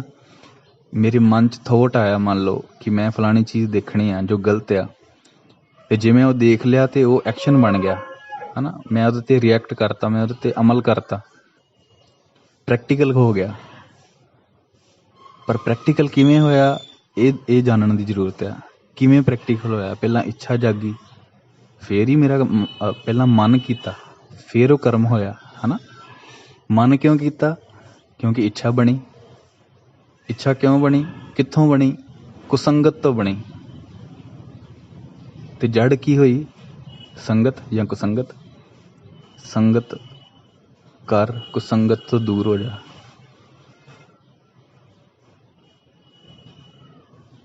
ਤੂੰ ਕਾਮੀ ਤੋਂ ਨਾਮੀ ਬਣ ਜਾਏਗਾ। ਕੁਸੰਗਤ ਛੱਡ ਦੇ। ਫਿਰ ਅੱਜ ਕੱਲ੍ਹ ਨਾ ਅਸੀਂ ਡਿਜੀਟਲ ਕੁਸੰਗਤ ਕਰਦੇ ਹਾਂ। ਦੇਖੋ ਡਿਜੀਟਲ ਤੁਸੀਂ ਨਾ ਕਿਤੋਂ ਨਹੀਂ ਬਚ ਸਕਦੇ। ਠੀਕ ਹੈ, ਤੁਸੀਂ ਕਿਸੇ ਨਸ਼ੇੜੀ ਨਾਲ ਨਾ ਮਿਲੋਗੇ, ਫਿਜ਼ੀਕਲੀ ਕਿਸੇ ਕਾਮੀ ਨਾਲ ਨਾ ਮਿਲੋਗੇ, ਤੁਹਾਡੇ ਹੱਥ 'ਚ ਹੀ ਸਭ ਕੁਛ ਹੈ। ਫੋਨ ਹੈ ਨਾ ਹੱਥ 'ਚ, ਹਰ ਕਿਸੇ ਨਾਲ ਰਾਬਤਾ ਹੋ ਰਿਹਾ, ਹਰ ਕਿਸੇ ਨਾਲ ਰੂਬਰੂ ਹੋ ਰਹੇ ਹੋ, ਪਤਾ ਹੀ ਨਹੀਂ ਕੌਣ ਕਿੱਦਾਂ ਦਾ ਹੈ, ਗੱਲ ਕਰ ਰਹੇ ਹੋ। ਜਿਸ ਨਾਲ ਵੀ ਤੁਸੀਂ ਸਭ ਤੋਂ ਜ਼ਿਆਦਾ ਸੰਪਰਕ 'ਚ ਹੋ ਨਾ, ਉਹੀ ਤੁਹਾਡੀ ਸੰਗਤ ਆ ਜਾਂ ਕੁਸੰਗਤ ਆ। ਅੱਗੇ ਵੀ ਸ਼ਾਇਦ ਮੈਂ ਦੱਸਿਆ ਸੀਗਾ, ਗੁਰੂ ਸਾਹਿਬ ਨੇ ਕਹਿਲਵਾਇਆ ਸੀ। ਤੇ ਜਿੰਨਾ ਈਜ਼ੀ ਆ ਕਨੈਕਟ ਹੋਣਾ ਸੋਸ਼ਲੀ ਇਸ ਫੋਨ ਤੋਂ, ਜਿੰਨਾ ਈਜ਼ੀ ਆ ਓਨਾ ਹੀ ਈਜ਼ੀ ਆ ਪਿੱਛੇ ਹਟਣਾ। ਬਲੋਕ ਤੁਹਾਡੇ ਹੱਥ 'ਚ ਹੈ, ਬਲੋਕ ਬਟਨ, ਜੋ ਮਰਜ਼ੀ ਕਰ ਸਕਦੇ ਹੋ। ਦੂਰ ਹੋ ਜਾਓ, ਜਿੱਥੋਂ ਕਾਮ ਮਿਲ ਰਿਹਾ ਹੈ ਦੂਰ ਹੋ ਜਾਓ, ਬਚ ਜਾਓਗੇ।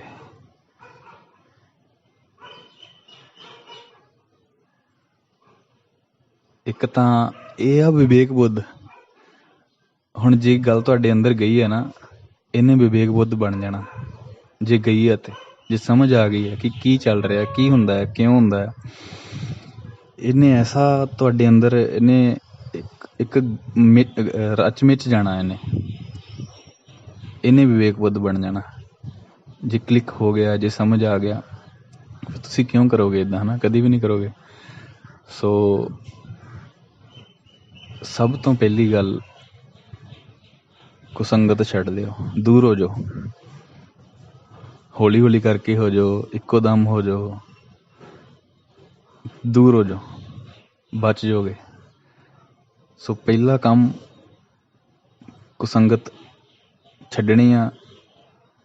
ਤੇ ਦੂਜਾ ਕੰਮ ਜੋ ਤੁਸੀਂ ਪਹਿਲਾਂ ਹੀ ਕਰ ਰਹੇ ਹੋ, ਸਭ ਤੋਂ ਪਹਿਲਾਂ ਕੀ ਗੱਲ ਹੋਈ ਸੀ ਆਪਣੀ, ਕਿ ਬੇਸਿਕ ਕਲੀਅਰ ਕਰਨਾ, ਵਾਹਿਗੁਰੂ ਸਿਮਰਨ ਕਰਨਾ।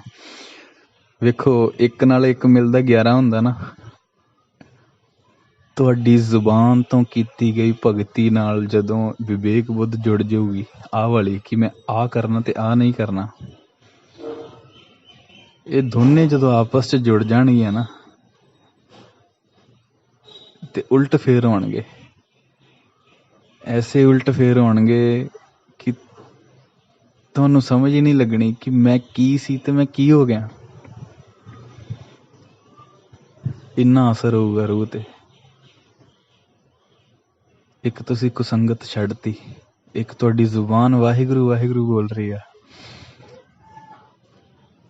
ਤੇ ਪਿਆਰਿਓ, ਜ਼ੁਬਾਨ ਨੂੰ ਐਵੇਂ ਨਾ ਸਮਝੋ ਭਾਵੇਂ ਹਿਰਦਾ ਹੀ ਸਭ ਕੁਛ ਹੈ, ਭਾਵੇਂ ਸੋਚ ਹੀ ਸਭ ਕੁਛ ਹੈ। ਜ਼ੁਬਾਨ ਨੂੰ ਐਵੇਂ ਨਾ ਸਮਝੋ। ਇੱਕ ਸੈਕਿੰਡ ਲਈ ਵੀ ਧਿਆਨ ਗੁਰੂ ਵੱਲ ਹੋ ਗਿਆ ਤੇ ਜ਼ੁਬਾਨ ਵੀ ਬੋਲ ਰਹੀ ਹੋਈ, ਤੇ ਤੁਹਾਨੂੰ ਪਤਾ ਹੀ ਨਹੀਂ ਲੱਗਣਾ ਕਿ ਤੁਹਾਨੂੰ ਕੀ ਮਿਲ ਗਿਆ, ਦੱਸਿਆ ਹੀ ਨਹੀਂ ਜਾਣਾ। ਸ਼ਾਇਦ ਤੁਸੀਂ ਰਿਲੇਟ ਕਰ ਪਾਓਗੇ ਇਸ ਚੀਜ਼ ਨਾਲ। ਸੋ ਪਹਿਲੀ ਗੱਲ, ਗੁਰਮੰਤਰ ਜਪਣਾ ਹੈ, ਵਾਹਿਗੁਰੂ। ਜੇ ਤੁਸੀਂ ਸਿੱਖ ਨਹੀਂ ਹੋ ਜਾਂ ਤੁਹਾਨੂੰ ਵਾਹਿਗੁਰੂ ਪਸੰਦ ਨਹੀਂ ਆ, ਰਾਮ ਰਾਮ ਜਪ ਲਓ, ਅੱਲਾ ਜਪ ਲਓ, ਕੋਈ ਫਰਕ ਨਹੀਂ ਆ, ਕੋਈ ਵੀ ਫਰਕ ਨਹੀਂ ਆ। ਜਪਣਾ ਆ ਬਸ, ਵਾਹਿਗੁਰੂ ਵਾਹਿਗੁਰੂ ਜਪਣਾ ਆ ਬਸ, ਅੱਲਾ ਅੱਲਾ ਜਪਣਾ ਆ, ਰਾਮ ਰਾਮ ਜਪਣਾ ਆ। ਨਹੀਂ ਧਿਆਨ ਲੱਗ ਰਿਹਾ, ਕੋਈ ਗੱਲ ਨਹੀਂ, ਲੱਗੂਗਾ ਇੱਕ ਦਿਨ, ਕਿਉਂਕਿ ਤੁਸੀਂ ਅਰਦਾਸ ਕਰਕੇ ਚੱਲੇ ਹੋ, ਗੁਰੂ ਨਾਲ ਆ। ਕਿੱਦਾਂ ਪਿੱਛੇ ਰਹਿ ਜਾਓਗੇ? ਕਦੀ ਵੀ ਨਹੀਂ ਪਿੱਛੇ ਰਹਿ ਸਕੋਗੇ। ਸੋ ਸੰਗਤ ਬਦਲੋ, ਇਛਾਵਾਂ ਬਦਲਣਗੀਆਂ ਤੇ ਕਰਮ ਬਦਲਣਗੇ।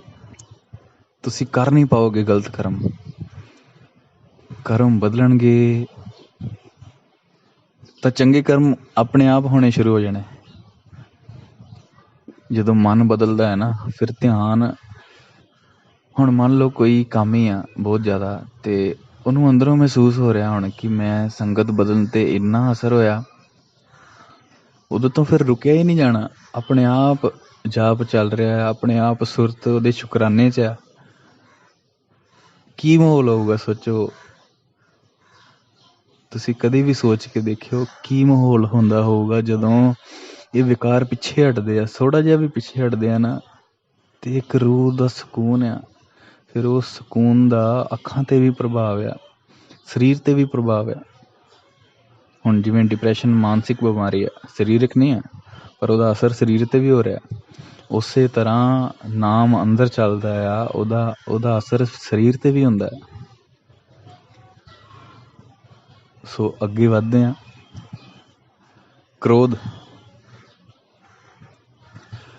ਕ੍ਰੋਧ ਦੇ ਬਾਰੇ ਆਪਾਂ ਗੱਲ ਕੀਤੀ ਸੀਗੀ ਕਿ ਕ੍ਰੋਧ ਹਮੇਸ਼ਾ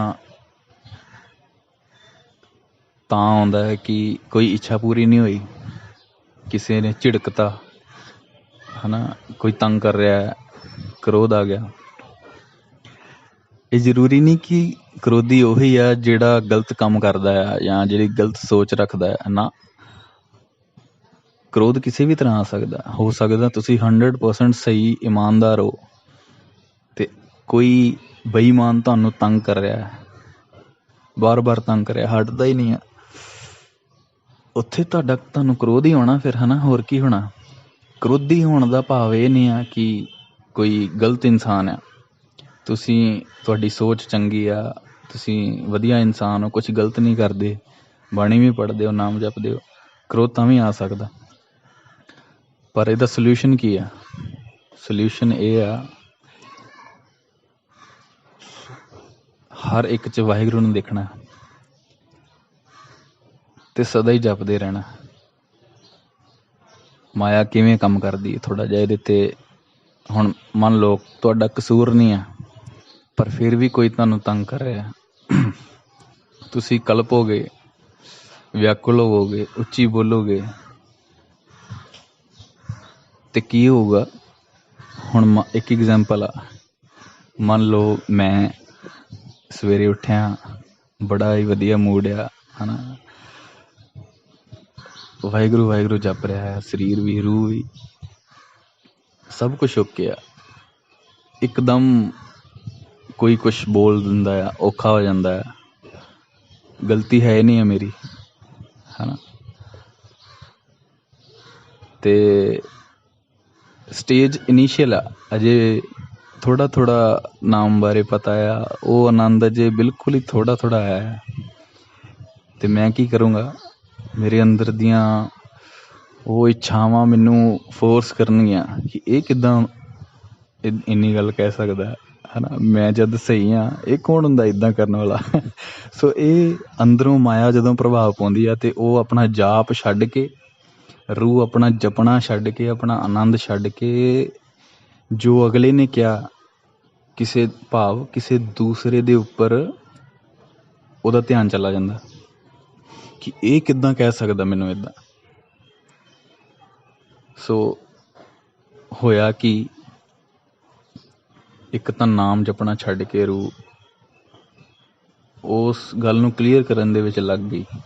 ਤੁਸੀਂ ਕਰ ਸਕਦੇ ਹੋ, ਕਲੀਅਰ ਕਰਨਾ ਬੁਰੀ ਗੱਲ ਨਹੀਂ ਆ, ਆਪਣੇ ਆਪ ਨੂੰ ਕਲੀਅਰ ਕਰ ਸਕਦੇ ਹੋ ਕਿ ਭਾਈ ਇਹ ਚੀਜ਼ ਸੀਗੀ ਤੇ ਮੈਂ ਇੱਦਾਂ ਕੀਤਾ, ਇੱਦਾਂ ਹੋਇਆ। ਜੇ ਉਹ ਸਮਝਦਾ ਆ ਤਾਂ ਠੀਕ ਆ, ਫਿਰ ਤੁਹਾਡਾ ਬੋਲਣਾ ਜਾਇਜ਼ ਆ, ਫਿਰ ਉਹ ਤੁਹਾਡਾ ਬੋਲਣਾ ਥਾਂ ਪਿਆ, ਕਿਉਂਕਿ ਤੁਸੀਂ ਦੇਖੋ, ਤੁਸੀਂ ਬੰਦਗੀ ਛੱਡ ਕੇ ਉਸ ਮਸਲੇ 'ਚ ਪਏ ਹੋ, ਤਾਂ ਫਿਰ ਉਹ ਮਸਲਾ ਜੇ ਨਹੀਂ ਸੋਲਵ ਹੋ ਪਾ ਰਿਹਾ, ਫਿਰ ਤੁਸੀਂ ਵੀ ਗਲਤੀ ਕੀਤੀ। ਆਪਣਾ ਅਸਲੀ ਸੱਚ ਵਾਲਾ ਕਰਮ ਛੱਡ ਕੇ ਉਸ ਕਰਮ 'ਚ ਪਏ ਜਿਹਦਾ ਕੋਈ ਆਧਾਰ ਹੀ ਨਹੀਂ। ਜੇ ਤਾਂ ਤੁਹਾਨੂੰ ਪਤਾ ਕਿ ਅਗਲਾ ਬੰਦਾ ਸਮਝ ਲੂਗਾ ਮੇਰੀ ਗੱਲ ਨੂੰ, ਫਿਰ ਠੀਕ ਹੈ, ਜਾਪ ਛੱਡ ਕੇ ਉਹਦਾ ਜਵਾਬ ਦਿਓ।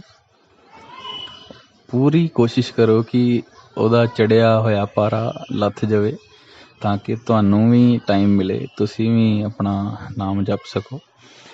ਪਰ ਜੇ ਤੁਹਾਨੂੰ ਅਹਿਸਾਸ ਹੋ ਗਿਆ ਕਿ ਇਹਨੇ ਨਹੀਂ ਸਮਝਣਾ, ਛੱਡ ਦਿਓ ਉਹਨੂੰ ਉਹਦੇ ਹਾਲ 'ਤੇ, ਫਿਰ ਛੱਡ ਦਿਓ ਉਹਨੂੰ ਉਹਦੇ ਹਾਲ 'ਤੇ, ਫਿਰ ਤੁਸੀਂ ਨਹੀਂ ਕਲਪਣਾ, ਕੋਈ ਜਵਾਬ ਨਹੀਂ ਦੇਣਾ। ਫਿਰ ਚਾਹੇ ਕੋਈ ਕਿੰਨਾ ਵੀ ਗਲਤ ਬੋਲ ਰਿਹਾ ਤੁਹਾਨੂੰ, ਚੁੱਪ ਰਹੋ ਬਸ। ਕੁਝ ਸੈਕਿੰਡ ਦੀ ਗੱਲ ਆ, ਇਹ ਆਪੇ ਖਤਮ ਹੋ ਜਾਣਾ। ਸਹਿ ਲਓ, ਇਹਨੂੰ ਅੰਦਰੋਂ ਸਹਿ ਲਓ। कोई गल नहीं, कुछ नहीं होन लग्या। ਜਿਹੜਾ ਬੰਦਾ ਸਹਿ ਲੈਂਦਾ ਹੈ ਨਾ, ਉਹਦਾ ਸਹਿਣਾ ਇਸ ਗੱਲ ਦਾ ਪ੍ਰੂਫ ਆ ਕਿ ਹੌਲੀ ਹੌਲੀ ਉਹ ਆਪਣੇ ਤੇ ਵਰਕ ਕਰ ਰਿਹਾ ਹੈ ਤੇ ਉਹਨੂੰ ਫਰਕ ਪੈਣਾ ਬੰਦ ਹੋ ਗਿਆ। ਉਹਨੂੰ ਆਪਣੀ ਹੋਂਦ ਦੇ ਬਾਰੇ, ਉਹਨੂੰ ਆਪਣੀ ਹੋਂਦ ਦੀ ਚਿੰਤਾ ਨਹੀਂ ਆ ਕਿ ਮੈਨੂੰ ਕੀ ਕਿਹਾ ਜਾਊਗਾ, ਮੈਨੂੰ ਕੀ ਕਹਿਣਗੇ, ਕਿਉਂਕਿ ਉਹਦਾ ਧੁਰਾ ਨਾ ਵਾਹਿਗੁਰੂ ਆ। ਹੁਣ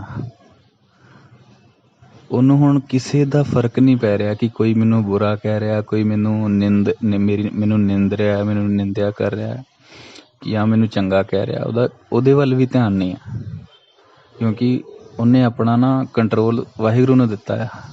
ਜੇ ਵਾਹਿਗੁਰੂ ਕਹੂਗਾ ਤੂੰ ਮਾੜਾ ਹੈ, ਤੂੰ ਫਲਾਣ ਹੈ, ਤੂੰ ਇੱਦਾਂ ਆ, ਫਿਰ ਉਹਨੂੰ ਫਰਕ ਪਊਗਾ। ਤੇ ਵਾਹਿਗੁਰੂ ਕਿਸੇ ਨੂੰ ਕੁਛ ਨਹੀਂ ਕਹਿੰਦਾ, ਨਿਰਭਉ ਆ, ਨਿਰਵੈਰ ਆ, ਨਾ ਉਹਨੂੰ ਕਿਸੇ ਦਾ ਡਰ ਆ, ਨਾ ਉਹਨੂੰ ਕਿਸੇ ਨਾਲ ਵੈਰ ਆ। ਉਹ ਕਿਉਂ ਕਹੂਗਾ? ਸੋ ਉਹਦੀ ਨਾ ਮੈਂਟੈਲਿਟੀ ਭਗਤ ਦੀ ਫਿਰ ਐਸੀ ਹੋ ਜਾਂਦੀ ਹੈ ਕਿ ਉਹ ਇਫੈਕਟਡ ਤਾਂ ਹੀ ਹੁੰਦਾ ਹੈ ਜੇ ਗੁਰੂ ਕੁਛ ਕਹਿੰਦਾ ਹੈ ਤੇ ਉਹਨੂੰ, ਕੋਈ ਕੁਛ ਕੀ ਕਹਿੰਦਾ ਹੈ ਉਹਨੂੰ ਫਰਕ ਨਹੀਂ ਪੈਂਦਾ। ਸੋ ਇੱਦਾਂ ਦਾ ਹੀ ਬਣਨਾ ਹੈ। ਸੋ ਪਹਿਲੀ ਗੱਲ, ਜੇ ਤੁਹਾਨੂੰ ਲੱਗ ਰਿਹਾ ਕਿ ਨਹੀਂ ਸਮਝੂਗਾ ਤੇ ਚੁੱਪ ਰਹੋ, ਕੋਈ ਗੱਲ ਨਹੀਂ। ਫਿਰ ਆਪਣੇ ਮਨ ਦੀ ਮਨਸ਼ਾ ਐਸੀ ਬਣਾ ਲਓ, ਉਹਦੇ ਲਈ ਵੀ ਅਰਦਾਸ ਕਰ ਦਿਓ ਕਿ ਵਾਹਿਗੁਰੂ ਜੀ ਇਹਨੂੰ ਨਹੀਂ ਪਤਾ ਲੱਗ ਰਿਹਾ, ਕੋਈ ਗੱਲ ਨਹੀਂ, ਤੁਸੀਂ ਵੀ ਇਹਨੂੰ ਹੀ ਬਣਾਇਆ ਜਿਵੇਂ ਤੁਸੀਂ ਮੈਨੂੰ ਬਣਾਇਆ, ਮੈਨੂੰ ਇਹਦੇ ਨਾਲ ਕੋਈ ਨਫ਼ਰਤ ਨਹੀਂ, ਕੋਈ ਗੱਲ ਨਹੀਂ। ਤੁਸੀਂ ਮੈਨੂੰ ਸੋਹਣੀਆਂ ਸੋਹਣੀਆਂ ਗੱਲਾਂ ਕਰਨੀਆਂ ਸਿਖਾਈਆਂ, ਨਾ ਕਿ ਕਿਸੇ ਨੂੰ ਮੰਦਾ ਬੋਲਣਾ। ਜੇ ਕੋਈ ਬੋਲ ਰਿਹਾ ਆ ਤੇ ਉਹਦੇ ਕਰਮ ਆ, ਫਿਰ ਵਿਆਕੁਲ ਨਾ ਹੋਵੋ, ਅਰਦਾਸ ਕਰ ਦਿਓ ਉਹਦੇ ਲਈ, ਕੋਈ ਗੱਲ ਨਹੀਂ। ਜਿੰਨੀ ਵਾਰੀ ਉਹ ਖਿੱਚਦਾ ਆ, ਬੋਲਦਾ ਆ ਤੁਹਾਨੂੰ, ਓਨੀ ਵਾਰੀ ਅਰਦਾਸ ਕਰ ਦਿਓ। ਉਹਨੂੰ ਕੁਛ ਨਾ ਕਹੋ, ਕਿਉਂਕਿ ਉਹਨੇ ਨਹੀਂ ਸਮਝਣਾ, ਹੈ ਨਾ, ਉਹਦੇ ਕਰਮ ਆ ਵਿਚਾਰੇ ਦੇ, ਉਹ ਵੀ ਕੀ ਕਰੇ। ਤੁਸੀਂ ਇਹ ਸੋਚੋ ਕਿ ਉਹ ਅਗਲਾ ਬੰਦਾ ਜਿਸ ਮਾਇਆ 'ਚ ਘਿਰਿਆ ਆ, ਉਹਨੂੰ ਕੁਦਰਤ ਨੇ ਉਸੇ ਦਾਇਰੇ 'ਚ ਰੱਖਿਆ ਹੋਇਆ ਕਿ ਹਰ ਰੋਜ਼ ਉਹ ਕਲਪਦਾ ਹੈ, ਤੇ ਤੁਹਾਨੂੰ ਕੁਦਰਤ ਨੇ, ਵਾਹਿਗੁਰੂ ਨੇ ਆਪਣੇ ਨਾਮ ਜਪਾਉਣ 'ਚ ਰੱਖਿਆ। ਇਸ ਤੋਂ ਵੱਡੀ ਬਦਨਸੀਬੀ ਉਸ ਇਨਸਾਨ ਦੀ ਕੀ ਹੋ ਸਕਦੀ ਆ? ਕਈ ਵਾਰੀ ਨਾ ਅਸੀਂ ਇਹ ਸੋਚਦੇ ਹਾਂ ਕਿ ਇਹ ਮੈਨੂੰ ਨਾਮ ਜਪਣ ਤੋਂ ਰੋਕਦਾ ਆ, ਇਹ ਮੈਨੂੰ ਇੱਦਾਂ ਕਰਦਾ ਆ, ਤੇ ਕਲਪ ਜਾਂਦੇ ਆ, ਉਹਨੂੰ ਬਦਅਸੀਸ ਦੇ ਦਿੰਦੇ ਆ। ਗੁਰੂ ਤਾਂ ਤੱਤੀ ਤਵੀ ਤੇ ਬਹਿ ਕੇ ਵੀ ਕਿਸੇ ਨੂੰ ਬਦਅਸੀਸ ਨਹੀਂ ਦਿੰਦਾ। ਕੋਈ ਉਹਨੂੰ ਰੋੜਾ ਮਾਰ ਦੇਵੇ, ਗੁਰੂ ਨਾਨਕ ਸਾਹਿਬ ਨੂੰ ਬਹੁਤ ਫਿਜ਼ੀਕਲੀ ਟੋਰਚਰ ਕੀਤਾ ਗਿਆ, ਰੋੜੇ ਇੱਟੇ ਮਾਰੇ ਗਏ, ਜੇਲਾਂ ਵੀ ਉਹਨਾਂ ਨੇ ਕੱਟੀਆਂ, ਫਿਰ ਵੀ ਬਦਅਸੀਸ ਨਹੀਂ ਦਿੱਤੀ। ਗੁਰੂ ਅਰਜਨ ਦੇਵ ਜੀ ਮਿਸਾਲ ਨੇ, ਗੁਰੂ ਤੇਗ ਬਹਾਦਰ ਸਾਹਿਬ ਜੀ ਮਿਸਾਲ ਨੇ, ਬਦਅਸੀਸ ਨਹੀਂ ਦਿੰਦਾ ਗੁਰੂ ਕਦੀ, ਤੇ ਨਾ ਹੀ ਗੁਰੂ ਦੇ ਸਿੱਖ। ਉਲਟਾ ਅਰਦਾਸ ਕਰ ਦਿਓ ਕਿ ਹੇ ਵਾਹਿਗੁਰੂ ਇਹਨੂੰ ਸਹੀ ਕਰ ਦੇ, ਮੈਂ ਸਹਿ ਲੂੰਗਾ, ਮੈਨੂੰ ਜੋ ਮਰਜ਼ੀ ਕਹਿ ਲਵੇ। ਫਿਰ ਤੁਸੀਂ ਨਾ ਸਿਚੁਏਸ਼ਨ ਨੂੰ ਪੜ੍ਹਿਆ ਕਰੋ। ਜੇ ਤੁਹਾਨੂੰ ਲੱਗੇ ਕਿ ਮੇਰੀ ਨਿੰਦਿਆ ਹੋ ਰਹੀ ਆ ਤਾਂ ਵੀ ਖੁਸ਼ ਰਹੋ, ਨਿੰਦਾ ਹੋਏ ਤਾਂ ਬੈਕੁੰਠ ਜਾਈਏ, ਨਾਮ ਪਦਾਰਥ ਮਨੇ ਸਮਾਈਏ। ਤੇ ਜੇ ਤੁਹਾਨੂੰ ਇਹ ਲੱਗ ਰਿਹਾ ਕਿ ਐਵੇਂ ਫਾਲਤੂ ਮੈਨੂੰ ਤੰਗ ਕਰ ਰਿਹਾ ਕੋਈ, ਚੁੱਪ ਰਹੋ, ਕਰਨ ਦਿਓ। ਕਿੰਨਾ ਚਿਰ ਤੰਗ ਕਰ ਲੂਗਾ? ਜੇ 12 ਘੰਟੇ ਤੁਹਾਨੂੰ ਦਿਨ ਦਾ ਮਿਲਿਆ ਹੈ ਜੀਵਨ, ਜਪ ਰਹੇ ਹੋ ਤੁਸੀਂ, ਪੂਰੇ ਦਿਨ ਦੇ ਵਿੱਚ ਕਿੰਨਾ ਕੋਈ ਤੰਗ ਕਰ ਲੂਗਾ? ਅੱਧੇ ਮਿੰਟ ਲਈ, 1 ਮਿੰਟ ਲਈ, ਚਲੋ 1 ਘੰਟੇ ਲਈ, ਪੂਰਾ ਦਿਨ ਦੇ ਵਿੱਚ ਕੋਈ ਤੁਹਾਨੂੰ ਤੰਗ ਕਰ ਲਿਆ। ਕਿਸੇ ਨੇ ਸਵੇਰੇ 8 ਵਜੇ ਕੁਛ ਕਹਿ ਤਾ, ਹੈ ਨਾ, ਫਿਰ 8:30 ਕਹਿ ਤਾ, 9 ਵਜੇ ਕਹਿ ਤਾ, 10 ਵਜੇ ਕਹਿ ਤਾ, ਪੂਰਾ ਦਿਨ ਪਿਆ ਹੈ। ਜੇ 12 ਘੰਟੇ ਦੇ ਵਿੱਚ ਕੋਈ 1 ਘੰਟੇ ਲਈ ਤੁਹਾਨੂੰ ਇੱਦਾਂ ਤੰਗ ਕਰਦਾ ਆ, ਸਹਿ ਲਓ, ਕੁਛ ਨਹੀਂ ਹੁੰਦਾ। ਫਿਰ ਜੇ ਤੁਸੀਂ ਨਹੀਂ ਸਹੋਗੇ ਨਾ, ਨਹੀਂ ਅਰਦਾਸ ਕਰੋਗੇ ਉਸ ਲਈ, ਨਹੀਂ ਆਪਣੇ ਆਪ ਨੂੰ ਸ਼ਾਂਤ ਰੱਖੋਗੇ, ਫਿਰ ਕੀ ਹੋਊਗਾ? ਤੁਹਾਡੇ ਕੀਤੇ ਅੰਮ੍ਰਿਤ ਵੇਲੇ ਤੁਹਾਡਾ ਜਪਿਆ ਹੋਇਆ ਨਾਮ ਅੰਦਰ ਟਿਕੂਗਾ ਨਹੀਂ, ਤੁਸੀਂ ਸਦਾ ਹੀ ਵਿਆਕੁਲ ਰਹੋਗੇ। ਤੁਹਾਡਾ ਹਰ ਹਾਲਤ 'ਚ ਸ਼ਾਂਤ ਰਹਿਣਾ ਹੀ ਨਾਮ ਆ। ਹਰ ਹਾਲਤ 'ਚ ਤੁਹਾਡਾ ਕਾਮ ਰਹਿਣਾ, ਸ਼ਾਂਤ ਰਹਿਣਾ, ਹਰ ਚੀਜ਼ ਨੂੰ ਵਧੀਆ ਤਰੀਕੇ ਦੇ ਨਾਲ ਐਕਸੈਪਟ ਕਰਨਾ, ਹੈਂਡਲ ਕਰਨਾ, ਤੁਹਾਡੀ ਹਰ ਹਰਕਤ ਦੇ ਵਿੱਚ ਠਹਿਰਾਵ, ਇੱਕ ਸ਼ਾਂਤੀ, ਇਹ ਨਾਮ ਦਾ ਪ੍ਰਤੀਕ ਹੈ। ਜਿੰਨਾ ਸ਼ਾਂਤ ਰਹੋਗੇ ਓਨਾ ਜਪਿਆ ਹੋਇਆ ਅਸਰ ਕਰੂਗਾ, ਰੂਹ 'ਤੇ ਅਸਰ ਕਰੂਗਾ।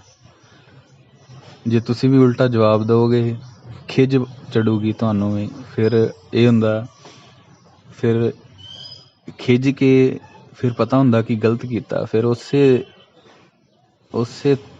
ਉਸੇ ਚੀਜ਼ ਨੂੰ ਅੰਦਰ ਘਰ ਕਰ ਲੈਂਦੇ ਹਾਂ। ਸਾਰਾ ਦਿਨ, 2 ਦਿਨ ਖਿਝੀ ਜਾਂਦੇ ਅੰਦਰੋਂ ਅੰਦਰ ਹੀ ਕਿ ਮੈਂ ਕਿਉਂ ਇਹਨੂੰ ਮਾੜਾ ਬੋਲਿਆ, ਕਿਉਂ ਉਲਟਾ ਜਵਾਬ ਦਿੱਤਾ, ਮੈਨੂੰ ਨਹੀਂ ਸੀ ਦੇਣਾ ਚਾਹੀਦਾ।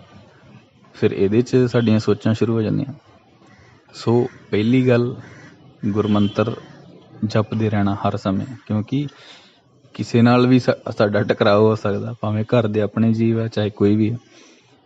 ਸੋ ਤੁਸੀਂ ਜਪ ਰਹੇ ਹੋਵੋਗੇ ਨਾ, ਤੇ ਤੁਹਾਡਾ ਦਿਲ ਘੱਟ ਕਰੂਗਾ ਉਸ ਮੈਟਰ 'ਚ ਇਨਵੋਲਵ ਹੋਣ ਲਈ। ਇਹ ਬੜੀ ਪੱਕੀ ਮੋਹਰ ਆ। ਜਪ ਰਹੇ ਹੋਵੋਗੇ ਤਾਂ ਤੁਹਾਡਾ ਦਿਲ ਨਹੀਂ ਕਰੂਗਾ ਮੈਂ ਐਵੇਂ ਫਾਲਤੂ ਡਿਸਕਸ਼ਨ ਕਰਾਂ, ਇਨਵੋਲਵ ਹੋਵਾਂ। ਹਾਂ, ਜੇ ਕੋਈ ਪਿਆਰ ਨਾਲ ਗੱਲ ਕਰਦਾ ਆ, ਫਿਰ ਆਪਣਾ ਜਾਪ ਛੱਡ ਦਿਓ, ਕੋਈ ਗੱਲ ਨਹੀਂ। ਜੇ ਕੋਈ ਵਧੀਆ ਟਰੀਟ ਕਰ ਰਿਹਾ, ਵਧੀਆ ਤਰ੍ਹਾਂ ਗੱਲ ਕਰ ਰਿਹਾ, ਛੱਡ ਦਿਓ ਸਭ ਕੁਛ, ਕੋਈ ਗੱਲ ਨਹੀਂ। ਕਿਉਂਕਿ ਅਸੀਂ ਬੈਲੈਂਸ ਰੱਖਣਾ, ਅਸੀਂ ਸੰਸਾਰੀ ਜੀਵ ਹਾਂ। ਫਿਰ ਇਹ ਨਹੀਂ ਸੋਚਣਾ ਹਾਏ ਮੇਰਾ ਜਾਪ ਛੁੱਟ ਜਾਊਗਾ, ਮੈਂ ਗੱਲ ਕਰੂੰ, ਕੋਈ ਗੱਲ ਨਹੀਂ। ਜੇ ਕੋਈ ਰੱਬ ਦਾ ਪਿਆਰਾ ਆ, ਤੁਹਾਡੇ ਨਾਲ ਗੱਲ ਕਰ ਰਿਹਾ ਹੈ, ਜਾਂ ਨਹੀਂ ਵੀ ਉਹ ਇਸ ਰਾਹ 'ਤੇ, ਫਿਰ ਵੀ ਜਿਹਦੇ 'ਚ ਕਲਪਨੀ ਆ, ਜਿਹਦੇ 'ਚ ਜਿਹੜਾ ਅਗਰ ਕੋਈ ਭਾਵੇਂ ਦੁਨਿਆਵੀ ਗੱਲ ਵੀ ਕਰੂਗਾ, ਪਰ ਉਹ ਵੀ ਇੱਕ ਸ਼ਾਂਤੀ ਵਾਲੀ ਹੋਊਗੀ, ਤਾਂ ਗੱਲ ਕਰ ਲਓ, ਕੋਈ ਦਿੱਕਤ ਨਹੀਂ। ਇਹ ਨਹੀਂ ਸੋਚਣਾ ਕਿ ਮੇਰਾ ਟਾਈਮ ਖਰਾਬ ਹੋ ਗਿਆ। ਤੁਹਾਡਾ ਹਰ ਹਾਲ 'ਚ ਸ਼ਾਂਤ ਰਹਿਣਾ ਹੀ ਨਾਮ ਹੈ। ਅੰਦਰ ਗੁਰੂ ਵਰਤਦਾ ਹਰ ਸਮੇਂ ਮਹਿਸੂਸ ਹੋਣਾ ਹੀ ਨਾਮ ਹੈ। ਸੋ ਕ੍ਰੋਧ ਨੂੰ, ਕਲਪ ਨੂੰ ਇੱਦਾਂ ਹੈਂਡਲ ਕਰ ਸਕਦੇ ਹਾਂ। ਫਿਰ ਅੱਗੇ ਤੁਰਦੇ ਹਾਂ। ਕਾਮ ਹੋ ਗਿਆ, ਕ੍ਰੋਧ ਹੋ ਗਿਆ, ਲੋਭ ਨੂੰ ਸਮਝਣ ਲਈ ਜਦੋਂ ਤੁਸੀਂ ਇੰਨਾ ਕੁਛ ਕਰ ਲਓਗੇ ਨਾ, ਤੇ ਗੁਰੂ ਅੰਦਰ ਵਰਤਦਾ ਹੋਊਗਾ, ਤੇ ਲੋਭ ਤੁਹਾਡੇ ਅੰਦਰ ਉੱਠਣਾ ਹੀ ਨਹੀਂ। ਕਿਉਂਕਿ ਭਗਤ ਨੂੰ ਪਤਾ ਹੁੰਦਾ ਕਿ ਇੱਕ ਦਿਨ ਜਾਣਾ ਹੈ, ਸਭ ਕੁਝ ਛੱਡ ਕੇ ਜਾਣਾ। ਸੋ ਆਪਣੇ ਆਪ ਇਮਾਨਦਾਰੀ ਅੰਦਰ ਪਸਰਨੀ ਸ਼ੁਰੂ ਹੋ ਜਾਂਦੀ। ਜਿੰਨੀ ਕੁ ਲੋੜ ਆ ਉਨੀ ਕੁ ਚੀਜ਼ ਵਰਤਣ ਦੀ ਆਦਤ ਹਮੇਸ਼ਾ ਹੀ ਅੰਦਰੋਂ ਪ੍ਰਗਟ ਹੋਣੀ ਸ਼ੁਰੂ ਹੋ ਜਾਂਦੀ।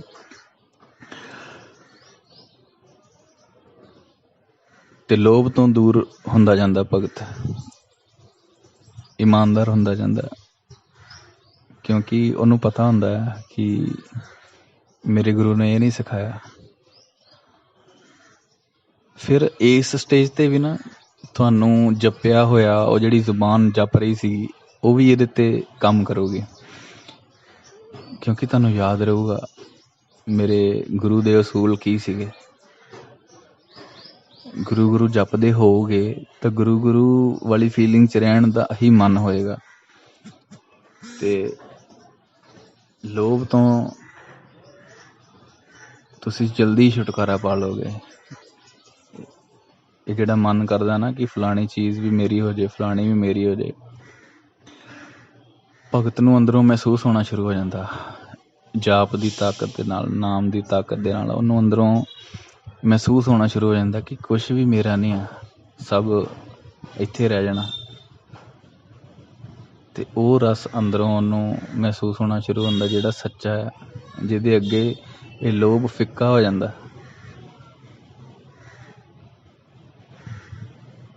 ਕਾਮ, ਕ੍ਰੋਧ, ਲੋਭ। ਤੇ ਹੁਣ ਗੱਲ ਕਰੀਏ ਮੋਹ ਦੀ। ਜਿੱਦਾਂ ਅੱਗੇ ਵੀ ਐਗਜ਼ਾਮਪਲ ਦਵਾਈ ਸੀ ਗੁਰੂ ਸਾਹਿਬ ਨੇ, ਗੁਰੂ ਸਾਹਿਬ ਦੀ ਹੀ ਐਗਜ਼ਾਮਪਲ। ਸੋ ਇੱਕ ਗੱਲ ਹਮੇਸ਼ਾ ਲਈ ਅੰਦਰ ਆਪਣੇ ਘਰ ਕਰ ਲਓ। ਜਿਵੇਂ ਪੰਕਤੀ ਵੀ ਹੈ ਇੱਕ, ਯਾਦ ਆਊਗੀ ਤਾਂ ਜ਼ਰੂਰ ਬੋਲਾਂਗੇ, ਫਿਲਹਾਲ ਯਾਦ ਨਹੀਂ ਆ ਰਹੀ। ਦੇਖੋ, ਜਿੱਦਾਂ ਇੱਕ ਪੰਕਤੀ ਆ ਕਿ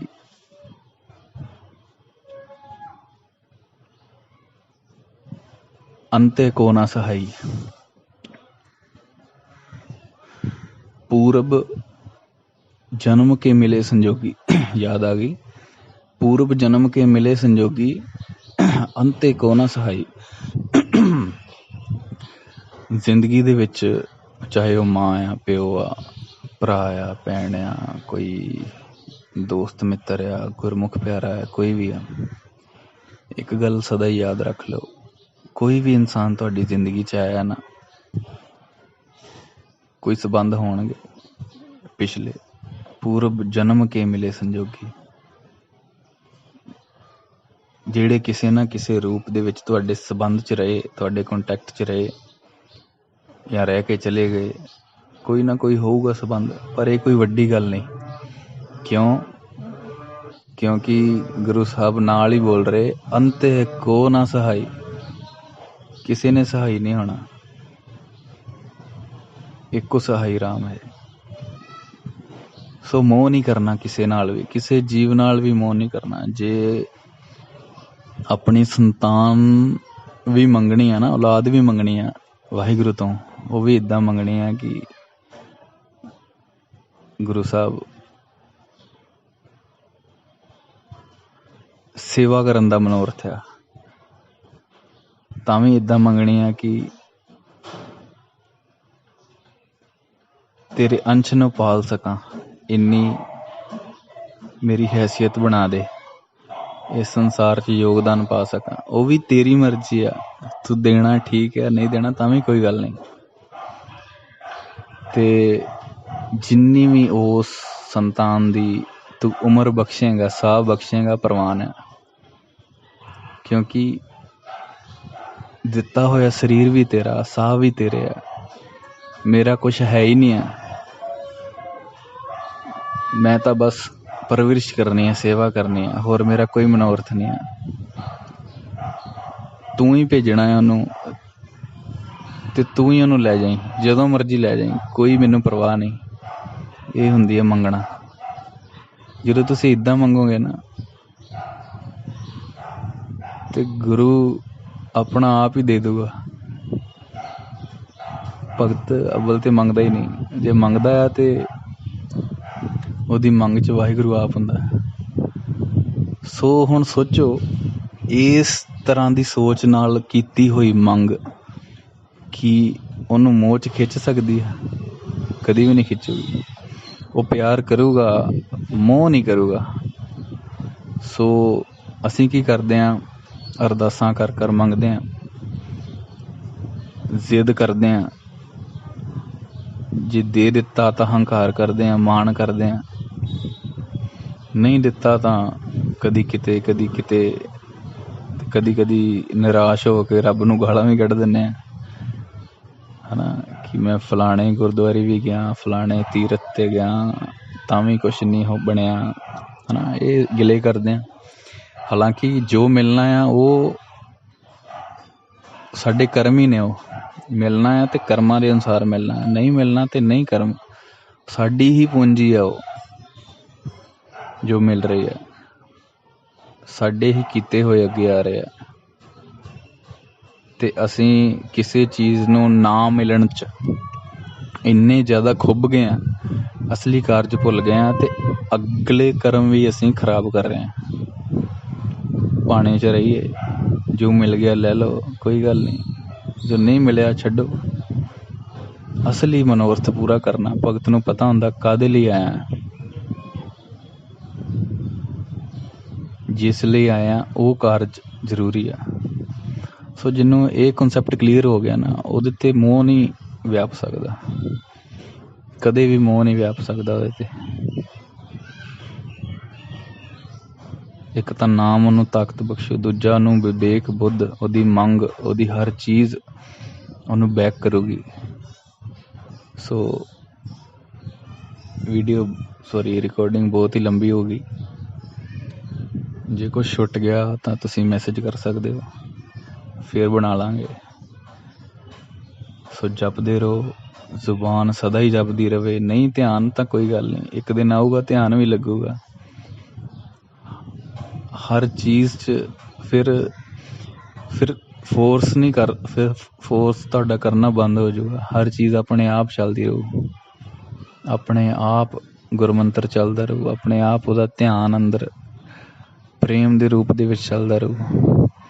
ਫਿਰ ਤਾਂ ਕਈ ਵਾਰੀ ਜ਼ੁਬਾਨ ਦੀ ਵੀ ਲੋੜ ਨਹੀਂ ਪੈਂਦੀ, ਸੁਰਤ ਹੀ ਜਪ ਰਹੀ ਆ। ਸੋ ਇੱਥੇ ਤੱਕ ਪਹੁੰਚਣ ਲਈ ਅਰਦਾਸ, ਜਾਪ, ਵਿਵੇਕ ਬੁੱਧ, ਸ਼ਾਂਤ ਰੂਪ ਵਰਤਣਾ, ਇਹ ਸਭ ਮਾਇਨੇ ਰੱਖਦਾ। ਸੋ ਗਲਤੀਆਂ ਲਈ ਮਾਫੀ। ਵਾਹਿਗੁਰੂ ਜੀ ਕਾ ਖਾਲਸਾ, ਵਾਹਿਗੁਰੂ ਜੀ ਕੀ ਫਤਿਹ।